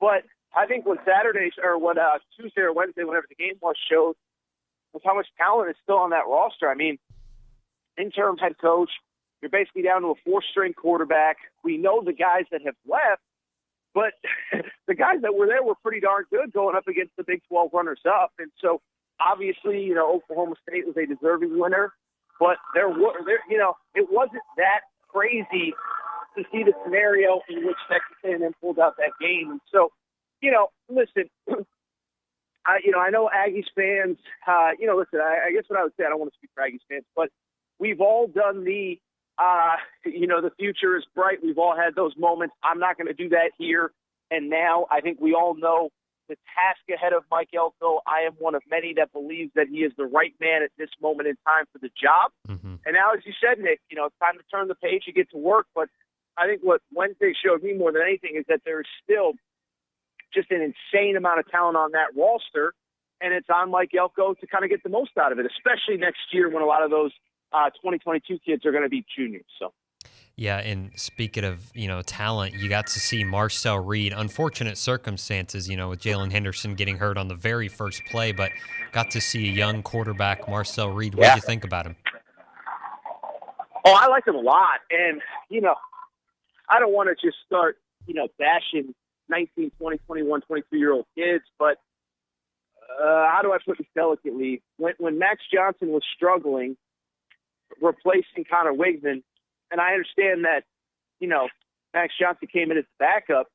I remember saying to myself, I just don't believe. I just find it very hard to believe that Max Johnson is the best option at quarterback. This was after a game or two. I think I said it during the Ole Miss game when he was really struggling. He threw that interception in the red zone. And so, unfortunately, I think I was right because I think Jalen Henderson and Marcel Reed could have provided probably a bigger spark when Connor Wigman went down than Max Johnson did. I wish him luck in North Carolina. This isn't a pick on Max Johnson. But I also think, if Connor Wigman's really good, and if he's as good as maybe advertised, then maybe it is a one-and-done situation where he's done at Texas A&M after this season. I think you have a very capable replacement long-term in Marcel Reed, obviously a different kind of quarterback, but I came away really impressed. I think he was one of the surprises I would say not only of that game, but of bowl season so far of what we saw from him. And I think the cool thing was he definitely played with a lot of confidence for a young guy. And so I'm excited to see that kid's career develop. I think there are a lot of times where, the young guy gets thrown into the fire, they aren't ready, or they just aren't good enough. I think that's a kid that I could see with another year of development. I could see him winning games in the SEC at some point in his career. Aaron, you mentioned it a while or just a couple minutes ago about, you don't think there are too many bowl games. And I saw on your Twitter feed a day or two ago about, quote unquote, fixing bowl games, how bowl games don't need to be fixed. You don't think there's too many. So just kind of dive a little bit deeper into that. Well, I mean, I think especially, Nick, next year going to a 12-team playoff, pretty much anybody that is at all even worthy of consideration of playing for a championship, they'll be doing it next year, right? Mm-hmm. There's not going to be a lot of teams like a Florida State or a Georgia this year that really feel scorned going forward. And so I'm reading all these articles about how you got to fix bowl games. And I think the people that are still trying to fix bowl games, they're living in 1988 and the world has changed, okay? And especially as we go to a 12-team era next year, and especially when we go to a 12-team era next year, let me put it that way. Any game that isn't in the playoff, high-profile players are not going to be playing it. We're not going back to an era where that's happening. We're not going back to an era where Caleb Williams on a 7-5 team is the likely number one pick is going to play for his team in the Holiday Bowl. That's just not realistic. And so why I bring it up is because I think what we need to start doing is stop trying to make bowl games something they were and appreciate them for what they are. And what they really are for the non-playoff games, especially going forward after this year, they're just the first game of the next season. And so I'll give you an example. Tonight's the Cotton Bowl, So, tonight's the Cotton Bowl, and think about Ohio State. I think most Ohio State fans, and I don't know how many you come across in College Station, Nick, I think most Ohio State fans are much more excited to see about what the future with Devin Brown looks like as opposed to the past with Kyle McCord. They saw Kyle McCord this year. They deemed that he's not good enough to be the starting quarterback at Ohio State. He transfers. Now you get to see what the future looks like. So I just think for these non-playoff games, it's okay if a guy opts out. The world is going to keep the sun. I'm sitting here in California. The sun still rose today, Nick, because Caleb Williams didn't play in the Holiday Bowl 2 days ago. And I just think we got to start looking at these bowl games maybe potentially as the first game of next season rather than the last game of the current season. I really like that, Aaron. Talking to Aaron Torres on the Brian Foley Law Hotline. I knew you would. So let's dive into the games that quote unquote matter, right? The college football playoffs. Give me your breakdown of the semifinal games. Who do you think is playing in Houston for the championship? Yeah, I'll try to be quick here. If I go long, just cut me off, Nick. In the Michigan-Alabama game, I think like everybody else, really excited about the matchup. But what I will say is a couple of things is last 2 weeks, all I've heard last 3 weeks since these games have been announced is how is Michigan has struggled to move the ball. How is Michigan going to move the ball on this Alabama defense? I don't think enough people are really asking, how is Alabama going to move the ball on this Michigan defense? Because, listen, a lot of people listening to this show right now have seen Alabama in person. Jalen Milroe is an incredible story, especially given what we learned yesterday that Bill O'Brien basically told him to change positions last year. But as great of a story as Jalen Milroe is, here are just the facts, Nick. They were outgained by Georgia in the SEC championship game. They averaged 2.8 yards per carry in the SEC championship game. They had under 200 yards passing in the SEC championship game. And Georgia's the best defense they've faced all year, and at least statistically, Michigan is better. Now, you can argue, is Michigan better than Georgia? Whatever. I just bring it up to say, I think Alabama struggles to move the ball a little bit more than most, and I actually do like Michigan to win this game. I think, I do think it's close. I think I said 24-21 earlier in the week. I think it might be a little bit bigger, 24-14. I'll take Michigan to beat Alabama. And then in the late game, I actually like Washington for two reasons. One is because of the fact that, everyone keeps telling me how great Texas is in the trenches, which is true. But here's the thing. You know who else was great in the trenches? Oregon. who Washington beat twice this year. And the other thing, so one, they're not going to get bullied. Like this narrative that they're going to get bullied because Texas has NFL guys in the trenches. Oregon has guys in the trenches too like that, and Washington more than held their own. And then on the other side, the other thing that I think is worth noting, everyone keeps talking about Washington played a lot of close games, and they did. They did. But here's the other factor. They play their home games in Seattle, Washington, Nick. I don't know if you've ever been to Seattle.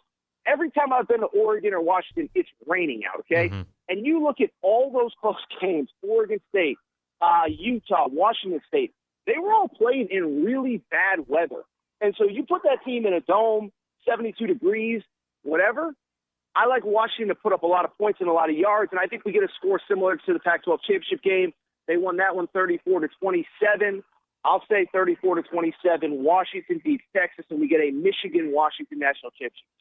It's crazy, Aaron. I agree with 100% everything you're saying. I think the scores are dead on what they're going to be, but I actually like them in the opposite order that you picked them. I think Bama's going to win a game, around 24-21, something like that. And I think Texas is going to end up beating Washington in a shootout like 37-31 or something. Do I have time to bring up one more thing? Yeah, absolutely. What I would say really quickly, and I'm not saying you're wrong because time will tell who's right and who's wrong. The other thing that I keep going back to with the Alabama-Michigan game is that every year there is one college football playoff game that everyone has the same opinion on. Last year, nobody was making the argument that Michigan would lose to TCU or that TCU could beat Michigan. The year before, if you remember, Georgia was coming off a loss to Alabama in the SEC title game, and everybody thought Michigan at least could hang and maybe beat them. Georgia destroyed them. The year before that, Ohio State was a 2-touchdown underdog. That was the COVID year. Texas A&M fans remember it too well. Ohio State gets in. Ohio State's a 2-touchdown underdog. They beat Clemson. So every single year, there's a game that does not go to plan. And I'll just say this. I have yet to hear anyone, besides Aaron Torres, make the argument for Michigan winning outright. And so I bring it up because I'm either going to look really, really, really smart or everyone else is going to look really, really smart. So we'll see, but that's something to consider as well. Love it, Aaron. Hey, thanks for joining me. Have a happy new year, and we'll talk to you in 2024. I will be here ready to go. Thank you for having me, Nick. Thank you to all of you, and have a great holiday weekend again, and we'll talk next year. Thank you. Awesome. Sounds good. That's Aaron Torres there on the Brian Foley Law Hotline. We're going to hit a break on the other side. We'll talk to Kay Naegeli with Around Aggieland, all that and more on TexAgs Radio, presented by David Gardner's Jewelers.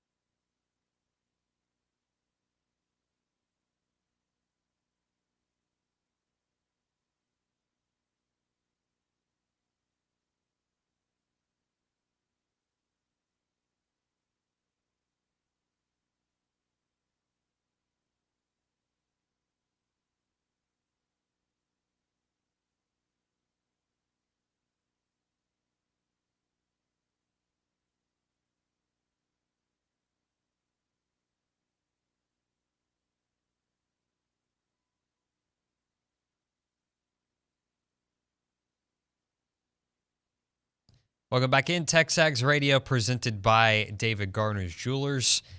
I'm Nick Savage filling in for David Nuno, and it's time for Around Aggieland. That's presented by Normandy State Bank. Normandy State Bank, rock solid banking. The website, normandystatebank.com. And, of course, we can't do Around Aggieland without Miss Kay Naegeli. So, Kay Naegeli. I believe you could. Take it away. You could probably. Well, it wouldn't be as good. I feel like many people have done it without me, but. Well, it's. Whenever I was on my. Your lower third says host of Around Aggieland. It's your thing. Yeah. Yeah, let's get right to it. We obviously had Christmas, and the New Year's are on the way, so not a lot of people are in town. We were just talking about, and traffic's Love just it. so nice. And stay away. I'm kind of like can't say anything though because I'm a student, so that's technically why I'm here.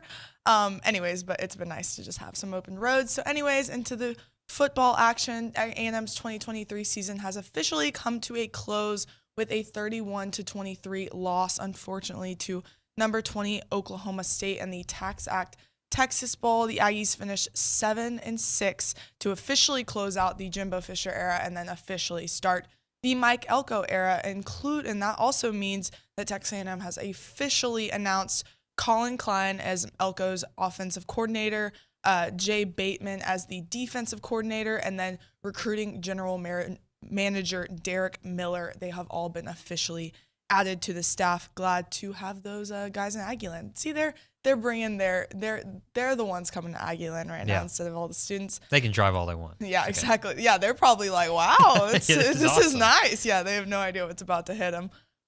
Texas A&M basketball, Buzz Williams and the boys are sitting at 8-4 overall, and they will have one final tune-up against Prairie View on Saturday night at 6 p.m. before SEC play starts on January 6th. That will be against LSU. So Buzz and the boys are almost ready to go before SEC play. We had a really exciting SEC play last year with undefeated at Reed, so hopefully they can do that again, run it back. And then women's basketball, Joni Taylor and co. are looking for 10 straight this Sunday. That's crazy coming off the season they had last year. Talk about improvement. They will come this Sunday against A&M Commerce. They will roll into town for a 2 p.m. tip. So if you're in town, make sure to check out Joni Taylor. Awesome. Thank you so much, Kay. Of course. We're going to hit a break here on the other side. It's going to be the best of hour. We're going to hear from Dat Nguyen, Greg McElroy, and Jordan Rogers, SEC Shorts, maybe some more. I don't know. We'll see what we can fit in. All that and more here on TexAgs Radio, presented by David Garner's Jewelers.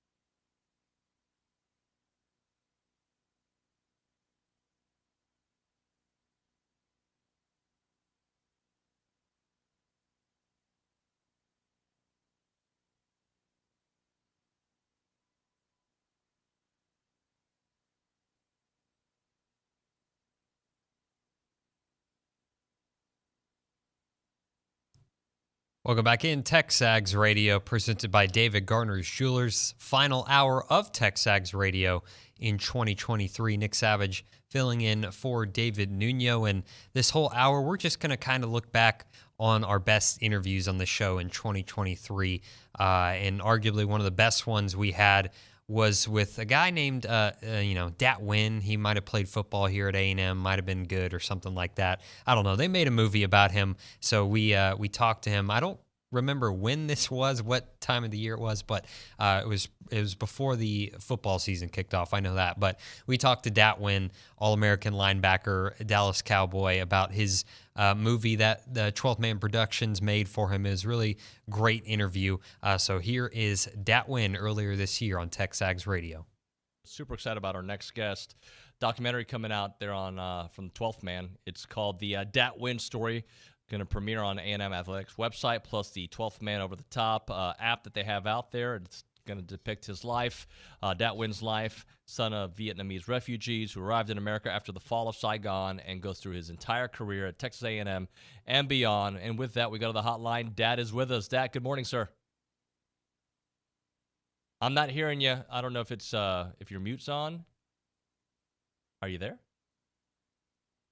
Still don't hear him. Trying one more time. Can you hear me now? There we go. We got him. Yeah. Hey, I'm not a tech guy, so I'm sorry about that. I actually pressed a mute button, I guess.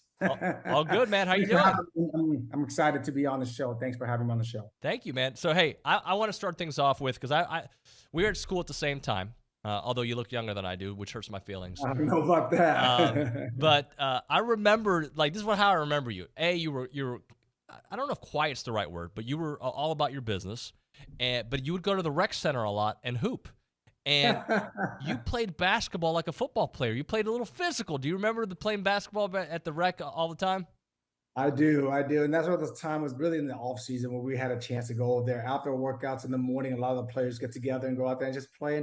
And we always played different sports growing up. And from a small town of Rockport, we had to play multiple sports. So basketball was my second love after soccer, and then football became my third love. But I thought I was always going to be, because I was growing up playing basketball. I was a good basketball player, but I was so much bigger than all my Asian friends, right? So I thought I was going to be the next Shaquille O'Neal. So I draft football crossed my mind, and I fell in love with the game. But I love playing the rec. I love the competition there. A lot of guys were some good players, and some football players were on our team were fantastic. The Warwick Coleman, the Trent Driver, Brandon Mitchell. I mean, these guys were phenomenal basketball players. They can jump and they can do 360s, whatever you can think of. Any dunk you can think of, they were able to do it. Well, Dad, somebody actually texted the show earlier about you playing soccer here as well, how good of a soccer player you were. I don't know if I was a good soccer player, but soccer was my first love.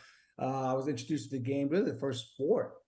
In elementary, in kindergarten. My best friend, he's kind of a brother to me now. He's really, his name is Jimmy Hattenback, and he's a second in the family, but he was unbelievable. He was a dear friend. He's a brother to me with a different mother, but he introduced me to the game of soccer. During recess, we would go out to the playgrounds in first grade, and we would play soccer, and I fell in love, and they picked me up to be a part of their soccer team. So I was first introduced to a team sport in first grade. So I was very thankful for them to cross paths with them, to give me a chance to love the game of soccer. Yeah, that's great. So we got soccer to thank for your greatness here at Texas A&M. So tell me about the movie. How did it all come together? Just kind of give me a timeline about all that. So until 2019, Andy Richardson and the 12th Man Production came up and kind of asked, hey, would you want to do a documentary? I think you have a great story, which, the story, it is unbelievable. You really sit back and go through it and you watch it. I got the chance to watch it with Ross Burek a few months ago. And it was, it touches you. You realize, the path that you went through, the journey. So technically it's really the journey of my life. And I'm going to get to share that. And so Andy came and approached us and said, well, this is what we're going to do. We're going to have you as really the decoy, or not the decoy, but the guinea pig of this deal that we're thinking about doing for the 12th Man Production. We'll put a show on, and then eventually down the road, we'll get other former A&M athletes or former players of all different sports, because everybody has a story, right? Everybody has a pen, everybody has a paper. We get to share that story, and you share your story, and that's what I'm doing. And And I can tell you, man, it blew me away. And we flipped it on just really the first part of the first 10, I don't know, 20 seconds of the show.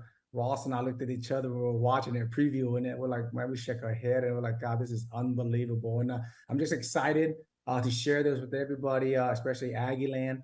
But most importantly, it shares a lot of different stories in my life. I guess the inspiration, being down, disappointments, almost to a point where, you go through some adversity. We all through adversity, and then fulfilling the dream. Also have a chance to dream. So it's pretty awesome sitting back. But that's how it started with Andy Richardson, their staff. But man, their crew, they did a fantastic job. Chris Sable's on top of that too as well. Well, Dat, your story is the American dream. It legit is, and it's just an incredible story. The documentary will go into depth, but give us a little bit of details of your humble beginnings, because you had several different humble beginnings. Yeah, for us, for me, really, when you come over to America, I still remember in 5 years old in first grade, when my mom would go to school, she said, hey, make sure you stay with your family and stay with your friends, because it's all your family and brothers, because it's the only thing you can trust. And I think that was the hardest part, but just knowing that you just want an opportunity. I think that's the hardest, that thing that was really touches me was my family. I saw how hard my dad worked, how hard my mom worked raising 6 kids, and coming to in a country where English was a second language. My parents now today, or my mom, even today, barely speak English. She understands English, but she doesn't really speak well. But it teaches you that all you want in life is just an opportunity. And the humbling beginning is always for them, right? They put God first in their life, and they came to America. We left our mainland for Vietnam to come to America because my dad wanted our family to have Christ in our life. He wanted Jesus Christ to be part of your life. And unfortunately, the Vietcong were invading the South, and we left at midnight. And there was a little town south of Saigon that we lived in. It's called Bến Đá, and a translation of that in Vietnamese is Port of Rock. I grew up in Rockport. How ironic is that? Wow. What? The other thing that struck me too, Dad, was you didn't start playing. You talked about soccer and basketball, but you didn't start playing football until your 8th grade year.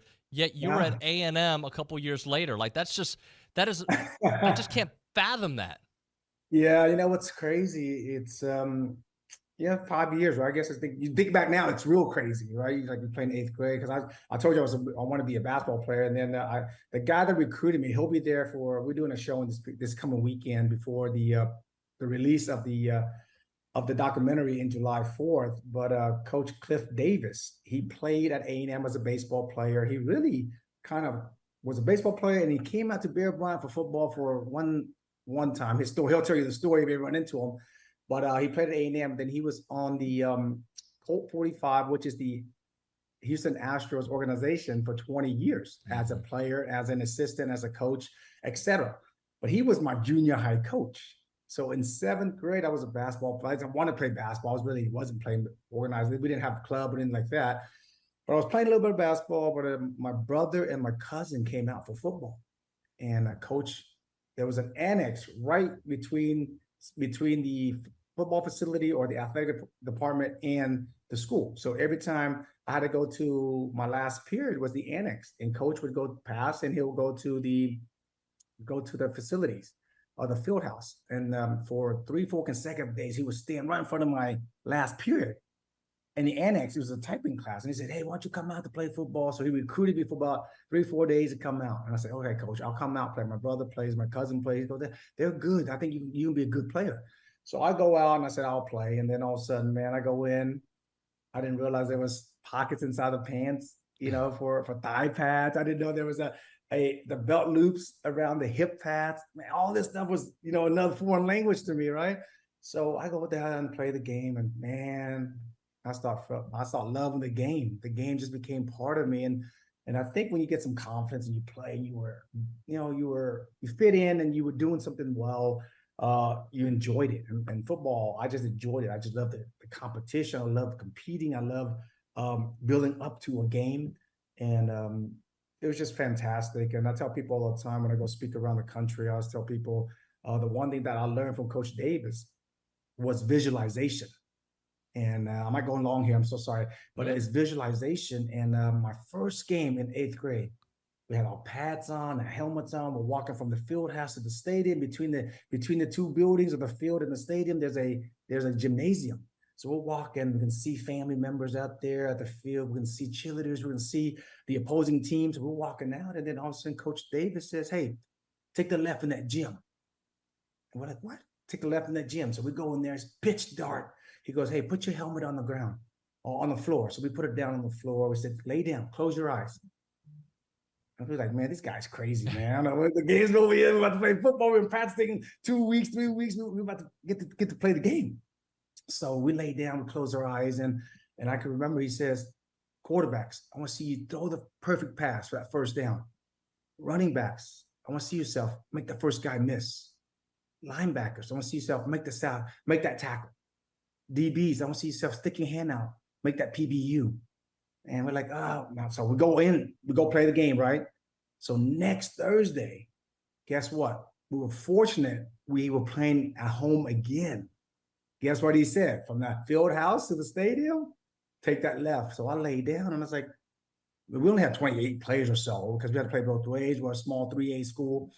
So I had to play running back, a linebacker. I was a punter, I was kick, whatever. So I laid down. I was like, wow, I saw myself making that tackle for loss. I saw myself make that first guy miss.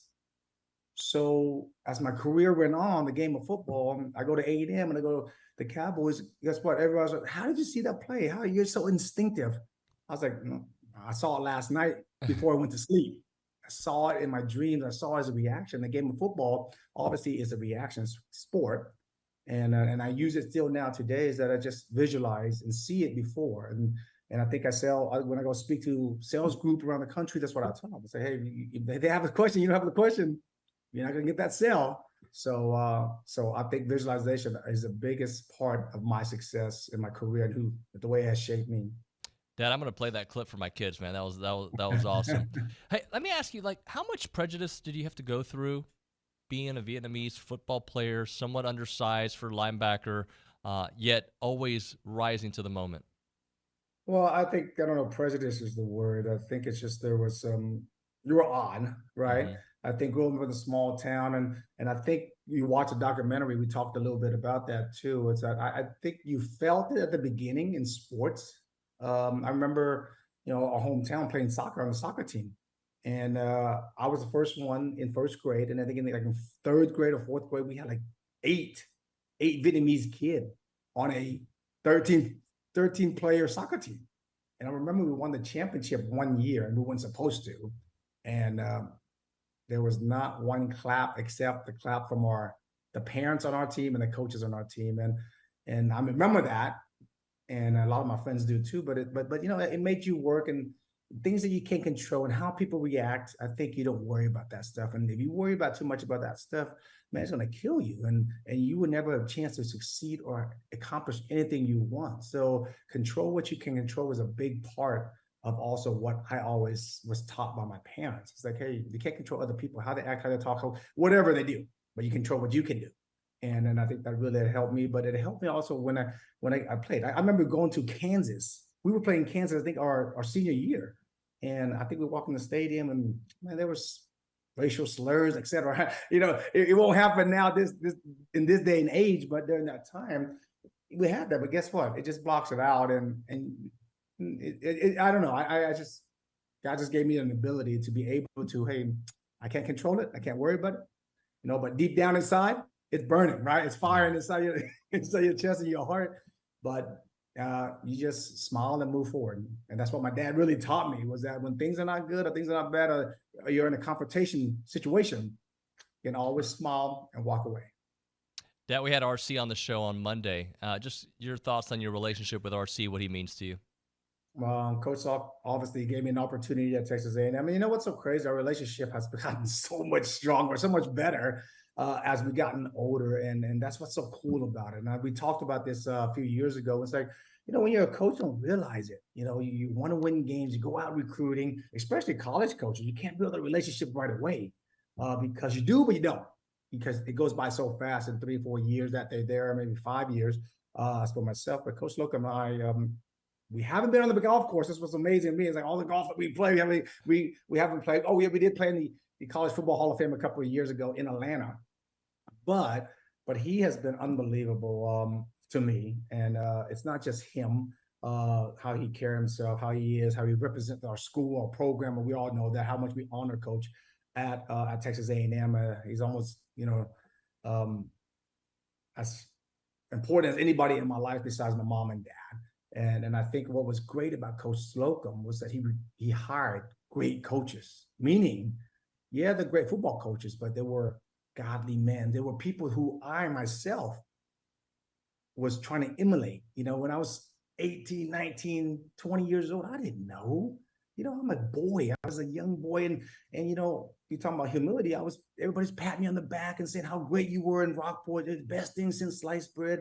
And you walk up to College Station, you walk on campus, you're like, dude, all these guys were good. All these guys were great. These guys, unbelievable players, athletes. And for me to be in that same room with them, I was just thankful. And I think Coach Slocum hired Phil Bennett. He hired Tim Cassidy. He hired Mike Clark. He hired all these guys that were on the staff that I watch how they treat their wife, how they treat their kids, how they pray, how they go to church on Sundays after a game, win or a loss on a Saturday.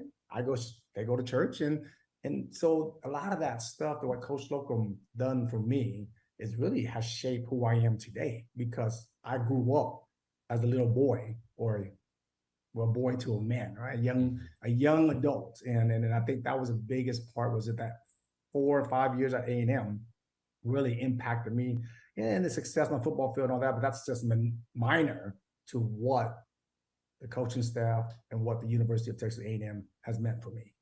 Dad, I'm going along with you because this is so good. So just bear with me for a second here. Cowboys, how blessed were you to play for the Dallas Cowboys in your state? Didn't have to go far, and kind of similar story. You had to kind of prove yourself. Yeah, and it's what's funny is that not many people get to play all 3 levels of football in one state. And I was very fortunate, high school, college, professionally. And being with the Cowboys, what's crazy, I told the story to somebody the other day, and I was like, man, it was so crazy because the first mini camp that I went to, I was drafted the following week. They take you into Dallas, and you got to go to the training to mini camp.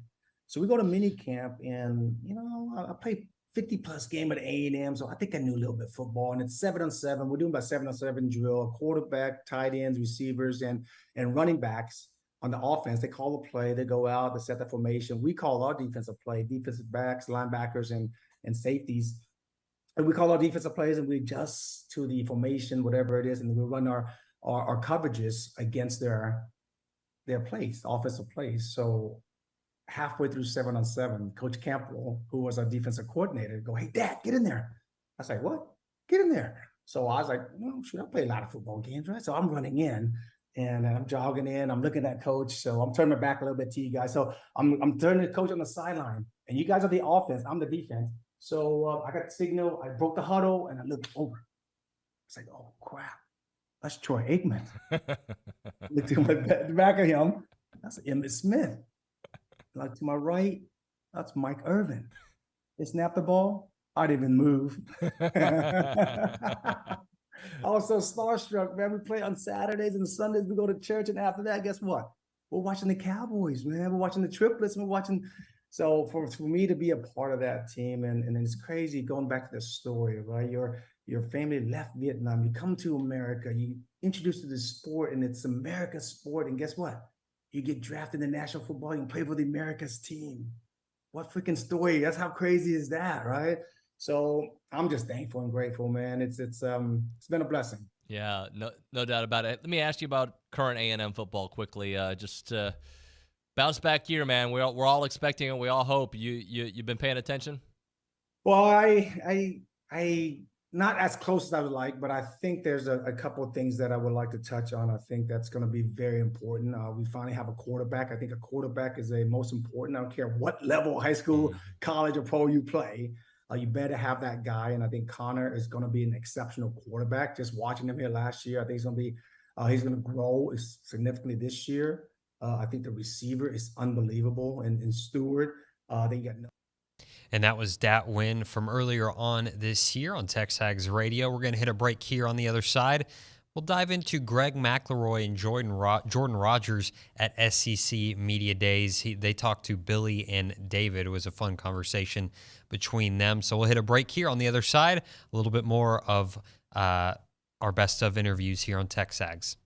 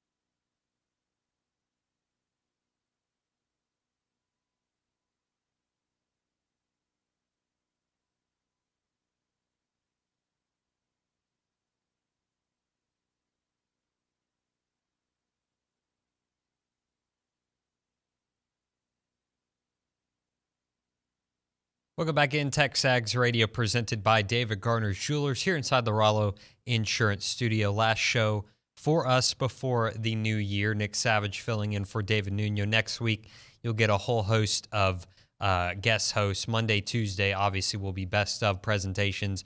Wednesday, I believe you get Dalton. Thursday, you get Kay. Next Friday, you will get Richard Zane. So excited to all that. But right now, let's go back to another favorite interview of ours from this past year. Greg McElroy and Jordan Rogers at SEC Media Days. The way this went down, actually, we were just planning on getting Greg McElroy at once, and I went over and grabbed Greg at the set he was at over there, and Jordan Rogers just so happened to be standing there, and we grabbed him too, brought him over, and I think we were the only outlet there that got both of them on at the same time. So check it out here, Greg McElroy and Jordan Rogers from SEC Media Days. All right, this one's a special one for me. Two of my favorite QBs here. I like to think of them as both Texas-based, even though it's ipso facto. Alabama and Vandy. Like California, Nashville, Puerto Rico, and the other's like actually from Texas. Actual South. That's cool. Yeah. I lived there for like 5 years. Yeah, I know, but when you marry into Texas, it's not a real Texan. You're right. We draw the line in the sand. I'm still avocado toast. Yeah, 100%. Yeah. You know what, though? I can't hate on a good avocado toast. It's true, but there's a lot of Californians moving to Texan. Like, we don't need him claiming Texas. Hey. All like, right, he's not a Texan. Like, that's true. Like, we're Texans. He's like, more Nashville. Yeah. This is true.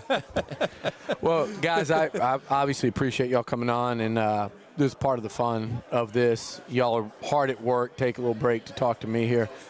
Let's just start off with things are going to change a lot in this conference starting next year, not just because of the additions, but because of the scheduling, the college football playoff. Which part of all of this, one at a time here, do each of y'all like the most in terms of like the change that's coming, not just to the league, but college football? Everybody talks about what we don't like. Yeah. What is it you do like? I actually love the 12-team playoff. I really do. I mean, one of my favorite sports in the world to watch is March Madness, right? You got 64 of them. And look, we've been in a playoff scenario where we're trying to find perfection and create perfection, which is fine. And it's worked to a lot of degree.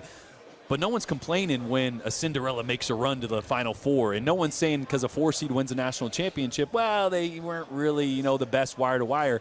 I want to see 12 teams because I want to see teams that get hot late in the year have a chance playing their best to make a run and still prove that they're good enough to win a national championship. So I can't wait for that. I know there's critics on both sides of it, but more football, better, some home games, hopefully playoff home games in the SEC would be really fun.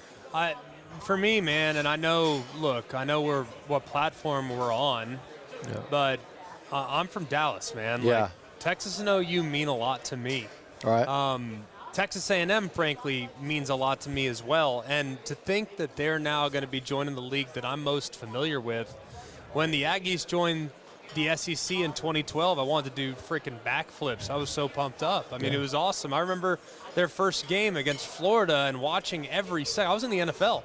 So, I'm just sitting watching because I had an interest in see how the Aggies would do. I mean, they're playing against the Gators, and this is just awesome. And, man, I can't believe we're going to see this all the time, a team that I, grew up watching, and here they're playing against the teams that I played against. And now you got Texas and OU to where every matchup, playoffs are going to be awesome. Postseason's going to be great. We know that, but it's already pretty great, I think. Now the fact that your best games are going to be Texas A&M, A&M, Oklahoma. Games that I grew up with are being restored. Texas and Arkansas. Yeah. I mean, those are games that mattered to me as a college football fan in Dallas, Texas. So I'm pretty fired up about that, and I'm really excited about the new look SEC and some of the matchups that we're going to create. I think you hit on something really interesting. The rivalries, and to me, obviously, it's the Iron Bowl. There's the Egg Bowl, obviously cocktail party. But, man, you start talking about the Aggies and Longhorns and the Cotton Bowl, Texas OU, you might be looking at 2 of the 3 biggest rivalries coming in this league right now, even though it's all new. Like, don't get twisted. Like, A&M LSU's been cool. Like, he's been on the horn for some of those games. I've done it. Like, it's a cool matchup, but it's not a rivalry.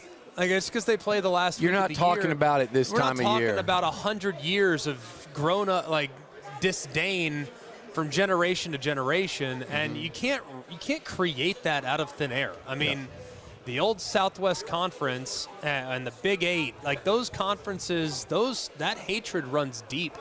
And the Aggies forever operated in the shadow of the Longhorns and then went to the SEC, and they became their own brand, which to me has strengthened the rivalry even more than it was when they were all in the Big 12. So, like, I just think, yes, the recreation of rivalries matters, and it's one that I know I'm like super pumped about. Well, we talked about it earlier, right? Rivalries and games of passion. There's going to be some really good games of passion that maybe don't have the deep-seated rivalry and history that a lot of these matchups that we're waiting to come back do, but there's going to be some really cool matchups we haven't seen in a long time. They're going to start to be games that are very passionate. These fan bases want to see it. Maybe not a true rivalry, but there's going to be some bloodshed. And also, now with the new format where, you keep one permanent rival, but we don't have to wait 8 years to get Bama, Georgia. We're going to get it every other year.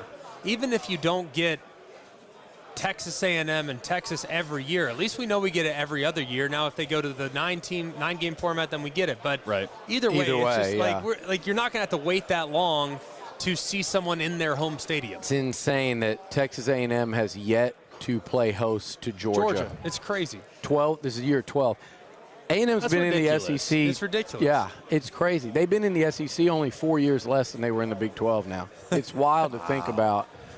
Take me back to 2012 because we've got I got the trailer went out today. On Johnny? The Johnny. I wish I had, Jordan, I wish I had your hair in this thing. I normally have good hair. I'm going to look awful in it, but I'm excited for it. I kind of have a feeling I know how it's going to go. Like, I've talked to them enough without prying, but I want to take me back to 2012, Greg, and you mentioned it. What were y'all's initial thoughts when you saw number 2 in maroon and white, like your kind of first impressions before the Johnny football and before he played Bama that day? Right. Well, when he was against Florida, I was like, this guy's going to die on the field. Like, I mean, you can't play this way, not in this league. Yeah, right? Totally. I mean, like, there's no way this guy's going to be able to pull this stuff off. He's reckless. There's no way it's sustainable. They'll figure him out. Like, this is the SEC. Come on, this is not the Big 12. And sure enough, nobody could. Yeah. And I remember we showed a highlight the other day, a graphic with a bunch of SEC great quarterbacks, Heisman Trophy contenders, winners, what have you.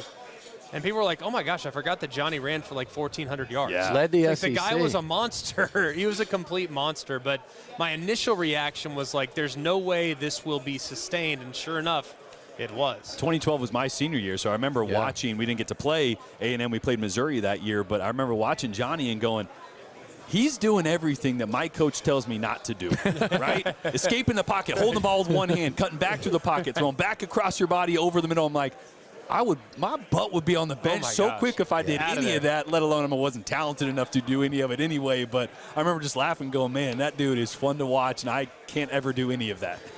His rule-breaking style, I know it wasn't limited to the field, but like his recklessness was,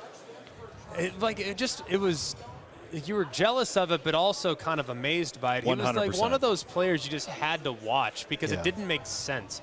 You couldn't just watch and there's only been a handful of those. I mean, perhaps Cam Newton to a certain extent, Johnny, and I would say not Marcus Mariota, Lamar Jackson were probably the three where it's like what he's doing is not possible. And yet he did it time and time again. It was so underwhelming physically. Yeah. You see him in person, it's like, that's him? Yeah. He's not 6 foot. Yeah. What? There's no way that's him. And yet he was a monster. It was fun. Speaking of quarterbacks, it's an interesting year from where I sit. I see guys like KJ Jefferson, Will Rogers. You got some of these veteran presences. You got a high-profile transfer at Kentucky. But it does feel like a bit of a transition year at quarterback. And that year in 2012, Jordan, you know this, it was... That was Greg McElroy and Jordan Rogers talking to Billy Liucci at SEC Media Days. We're going to hit a break. On the other side, we'll hear from the SEC Shorts crew. They joined us earlier in the fall. It was a fun interview with them as well. All that and more on TexAgs Radio, presented by David Garner's Jewelers.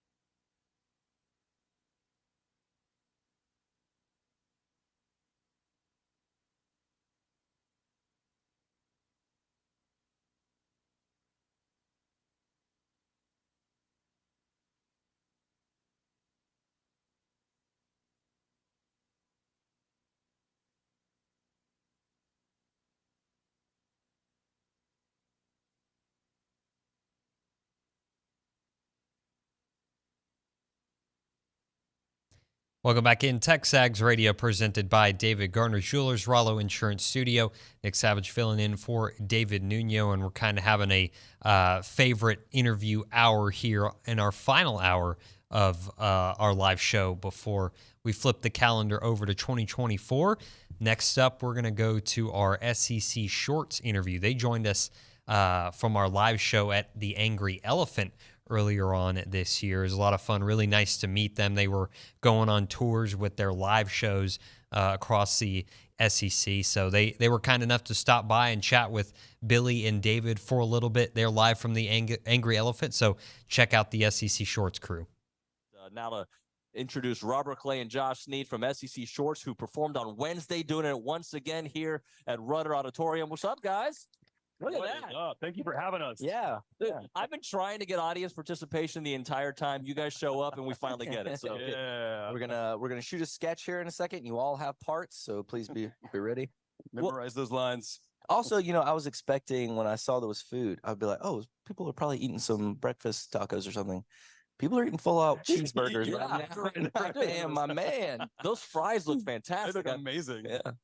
So when did you guys get here? Tuesday? Tuesday night, because there were some interesting flight situations. Yeah, Southwest didn't treat us too great, so we got here about 9 o'clock. So then we've been going nonstop ever since. Yeah. It's been great. Yeah, and so tell me a little bit about just how the idea to come to College Station came. I know you guys have done several other sites, right? Georgia, you did Athens. Where else have you been? So normally we've been to we did Georgia twice, and we've done an Iron Bowl, Auburn, Alabama show, and then we've done some smaller corporate only shows. This is probably our first one we've traveled far away for. Like we had to get on a plane for. I think. Yeah, for sure. Yeah. So, but we decided to come. I guess the George and Barbara Bush Library contacted us about maybe doing a show. We've seen if we were interested, and we kind of went back and forth a few times, and then they finally decided to bring us out. They're opening a new football exhibit on the history of Aggie football, so they're kind of celebrating that this week. So we've got to see a little bit of it, and it's really Is cool. it good? It's definitely worth going to check out. It's it's going to be really cool. So talk to me about the College Station show in particular. Some of the folks here have been, and they're telling me, oh, the Yell Leader skit is crazy. That seems to be everybody's favorite. Yeah. So his overalls for that are perfect. Okay. Hannah's mom, or the Hannah Plays Hope, her mom helped us out with some of the costumes and stuff. And for his overalls for that, she nailed it. I saw a picture of the front. The front of the overalls look pretty simple. It's just their name and their tradition on the front. I'm like, this is easy. And then I saw a picture of the back of them. I'm like, oh, there's so much stuff back there. So we tried to get them in pretty accurate and had a little fun with them. We have met all the Yell Leaders while we've been here. Oh yeah. And they are so cool, and they've been so friendly. And so they've heard there's a Yell Leader sketch too. They were like, it's all love. One of you guys is making fun of the Yell Leaders. We're like, it's that guy right there. Yeah. So I think they a bunch of ripped dudes in dairy outfits. The most popular guys on campus. They're doing all right. Billy, thanks for coming. Actually went to the office. Hi, Billy. I sent you a text. I went like one exit too far to the office, and then I was like, "Damn!" If I was a Yell Leader, I'd probably have to do some push-ups. There you go. Yeah. That's why they're all fit like that. Yeah. It's all them. So the ones who mess up the most has to do the most push-ups, because there was one dude who was a little more ripped than everybody. Like, you're obviously the problem. Not a good sign. Yeah. Okay. So which fan base, like, how do they react? Like an A&M fan base, which I think sometimes we can be a little sensitive. How do we react? No. We've been good. Yeah. So you guys in Tennessee, you're both very passionate about your teams, but you also have a good sense of humor when you can take a joke when you've lost. So there are other teams out there, Auburn, Alabama, Florida. Really? That when you make fun of their teams, they're like, we're not having it. See, I was going to ask you about that, because I'm fascinated by the dynamic, because we see it on our site. They just wait and anticipate y'all's drop every week, even when we lose. So I've dealt with the psyche, as everyone in here, of the Aggie fan base for so long. Y'all are the only ones that can really make fun, right? Where Aggies they enjoy it, and they have a great sense of humor about it. Mm-hmm. But it's always fascinated me, because they literally sit there and wait until it drops after a loss, and they're like, we can't wait to see what they do. And I'm like, what? I've never seen this. I would have thought we'd be the worst, but That doesn't surprise me you say that, because So I've noticed. Since we've been here this week, we met a ton of people, and I hear that a lot. They're like, even when we lose, I can't wait to see what y'all do. Yeah. And I had no idea that we were the only people that were okay with that. Y'all are above it. We're grateful for it though, because everyone's been. We have way more fun in like a 2020 year like y'all do though. It's way more fun to do that than it's like, when it's a subpar year like last year. A little bit, but we have more fun getting to celebrate than poking fun. But hopefully it's all done in a good fun spirit. Yeah. If you can remind our audience how it all kind of came together, and then wasn't it Paul Feinbaum who kind of like took you under his wing, right? Paul is the reason we exist. Yeah, which is weird to say, but he's still a good friend of ours. But he's the SEC Network launched in 2014, and his show, as you guys know, when you're doing your radio show and you're simulcasting, they're on for like 5 hours a day, so and with the video part of it, he wanted to show some unique content. So he put out the call for, hey, if anybody wants to shoot in some videos of you guys just talking about how you feel. And we decided to shoot like a little sketch and just shoot that in there and just see what would happen. And they really liked it. And so we started putting them in every week. And then it just kind of went from there. And all of a sudden we created the YouTube channel as just a way to send the video to his physical producer. And then all of a sudden it's very weird that's the outlet now. So it's kind of weird how it's all transitioned out. Yeah. And you guys were with the newspaper for a little bit, correct? Before you decided so after that year on Feinbaum, we AL.com offered to pay us to do it. So we were doing it for love of the game that first year. Love of the game. Yeah, which is hard to do week in and week out. Where you're like, why are we doing this? We're doing this for free for Paul Feinbaum. But talk about another fun comment section. AL.com is RIP those comment sections. That was woo. Yeah, I'll bet that. How have Alabama fans taken to this year? They just stopped watching.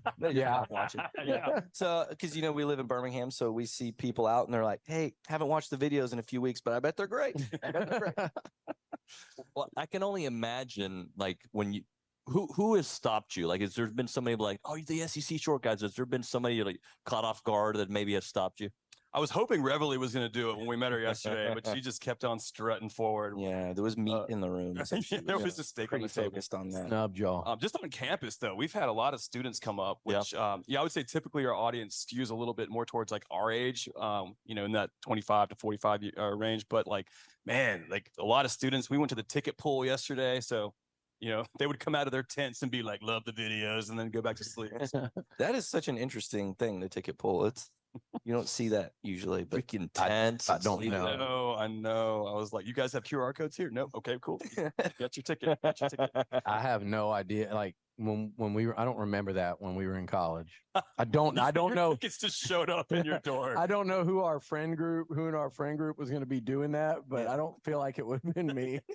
It wasn't you. Would have been you. I'm not a line person. Okay. If I got to wait in a line, I'm not going in. I don't need the VIP room. I'm good. If y'all want a good laugh, that you go look up, and when it comes to the ticket pool, Google list eater Texas A&M at some point. If you're not familiar with that story, I'm gonna do that. That was we've done a lot of research on Texas A&M, and if neither one of us has seen it, then look. I promise. Look that one up. You guys will get a hell of a laugh. You asked them. We were in Birmingham. Tuscaloosa last year before the game, and we were at. Is it the Houndstooth? Mm-hmm. Oh yeah. And I guess at least you had been in there. I don't know if you were with them, but. I leave for about 30 minutes. I come back and I have like 6 or 7 of my buddies, like separately, like not knowing that I'd already seen it, showing me like pictures of him standing there talking to people, pictures of them, selfies with him. Yeah, so I've seen it firsthand. Oh, it's hilarious watching him walk around an Alabama game. He's just like, I can't get anywhere here. Come on, guys. Yeah. Yeah, it's sometimes though, people don't care. They'll just. And what's cool about having fans that are closer to your age, it's more just like. Yeah. Yeah. The worst part is someone will be with who loves the videos will be with someone and they'll be like, you've probably seen all of their videos, and they just like, I want to be polite, but I don't know who you are. And they're like, I'm going to show you one right now, and we're all going to watch it together. You have to watch your work. Like, it'll be a husband-wife situation where the husband has seen every video and the wife has no clue who we are, but he's like, I've shown you these videos every week for 4 years. She's like, no. Yeah. Nothing. Got nothing. We just stand there like. Am I right? You were a fan of both teams when you were younger. Am I right? Well, so I moved to Alabama from Texas. I live in Houston, and Big Oilers fan right there. Oh yeah, me too. Love you, Blue. Warren Moon, baby. Yeah, Ray Childress, and Gig 'em. and so so we moved to Alabama, and I was 12, and so once we moved there, family from different sides, Auburn and Alabama were just giving me clothes, and so I was wearing both shirts to school. And my basketball coach one day pulled me aside and was like, "You got to stop doing this. You got to pick one team and go with it because you can't." Yesterday you were wearing an Alabama shirt, and I was like, "Oh, free shirts." And so Alabama won the championship that year. So in true Alabama fan fashion, I am now picked Alabama and just ran with it. So. I was from New York. I did that with the Yankees and Mets. I flipped to the Mets during the Dwight Gooden, Darryl Strawberry days. That was a good year to do it, though. Yeah, my uncle pulled me over, converted me, and then I went back to the Yankees for when it was them in Alabama. Well, they got Aaron Judge now. You got to go back to the Yankees for a while. Well, and now he's an Astros fan. Yeah, he's back home. Yes. That's what I'm from Houston. Come on. That's what kills me. Yeah, I could have told you the amount of at bats Gerald Young had. When a certain year when I was a kid, and they never won anything, and now they win World Series. Now that I've moved away, my dad will call me every year like, "Did you see it happened again?" You were there for the Lastros. yeah. Oh, the uniforms with the orange and brown on them. That turf, the concrete turf. I think if they had grass, they would have been champs. What's the deal with the Astrodome now? What's going on with that? It's still there. It's there. Yeah. They literally do like dirt bike races. Nothing. And stuff. Nothing. It's like Just the building. It looks like I've seen videos of it. It looks like a museum from it looks like you're going to the Coliseum in Rome. Wow. But much uglier. It's more like in one of those old abandoned malls. Have you seen those videos? Yeah. Really weird. Yeah. That's what the Astrodome is like. Did you guys ever go to the Mickey Thompson Off-Road Championship there? I did not. You did? And the Mid-South Coliseum for the Sam Houston Coliseum for Mid-South Wrestling. That was another one. That was in the 80s. Go ahead. I was just going to ask about when you're watching games, are you all have a Google Doc and you're kind of putting your ideas on? Do you have very organized?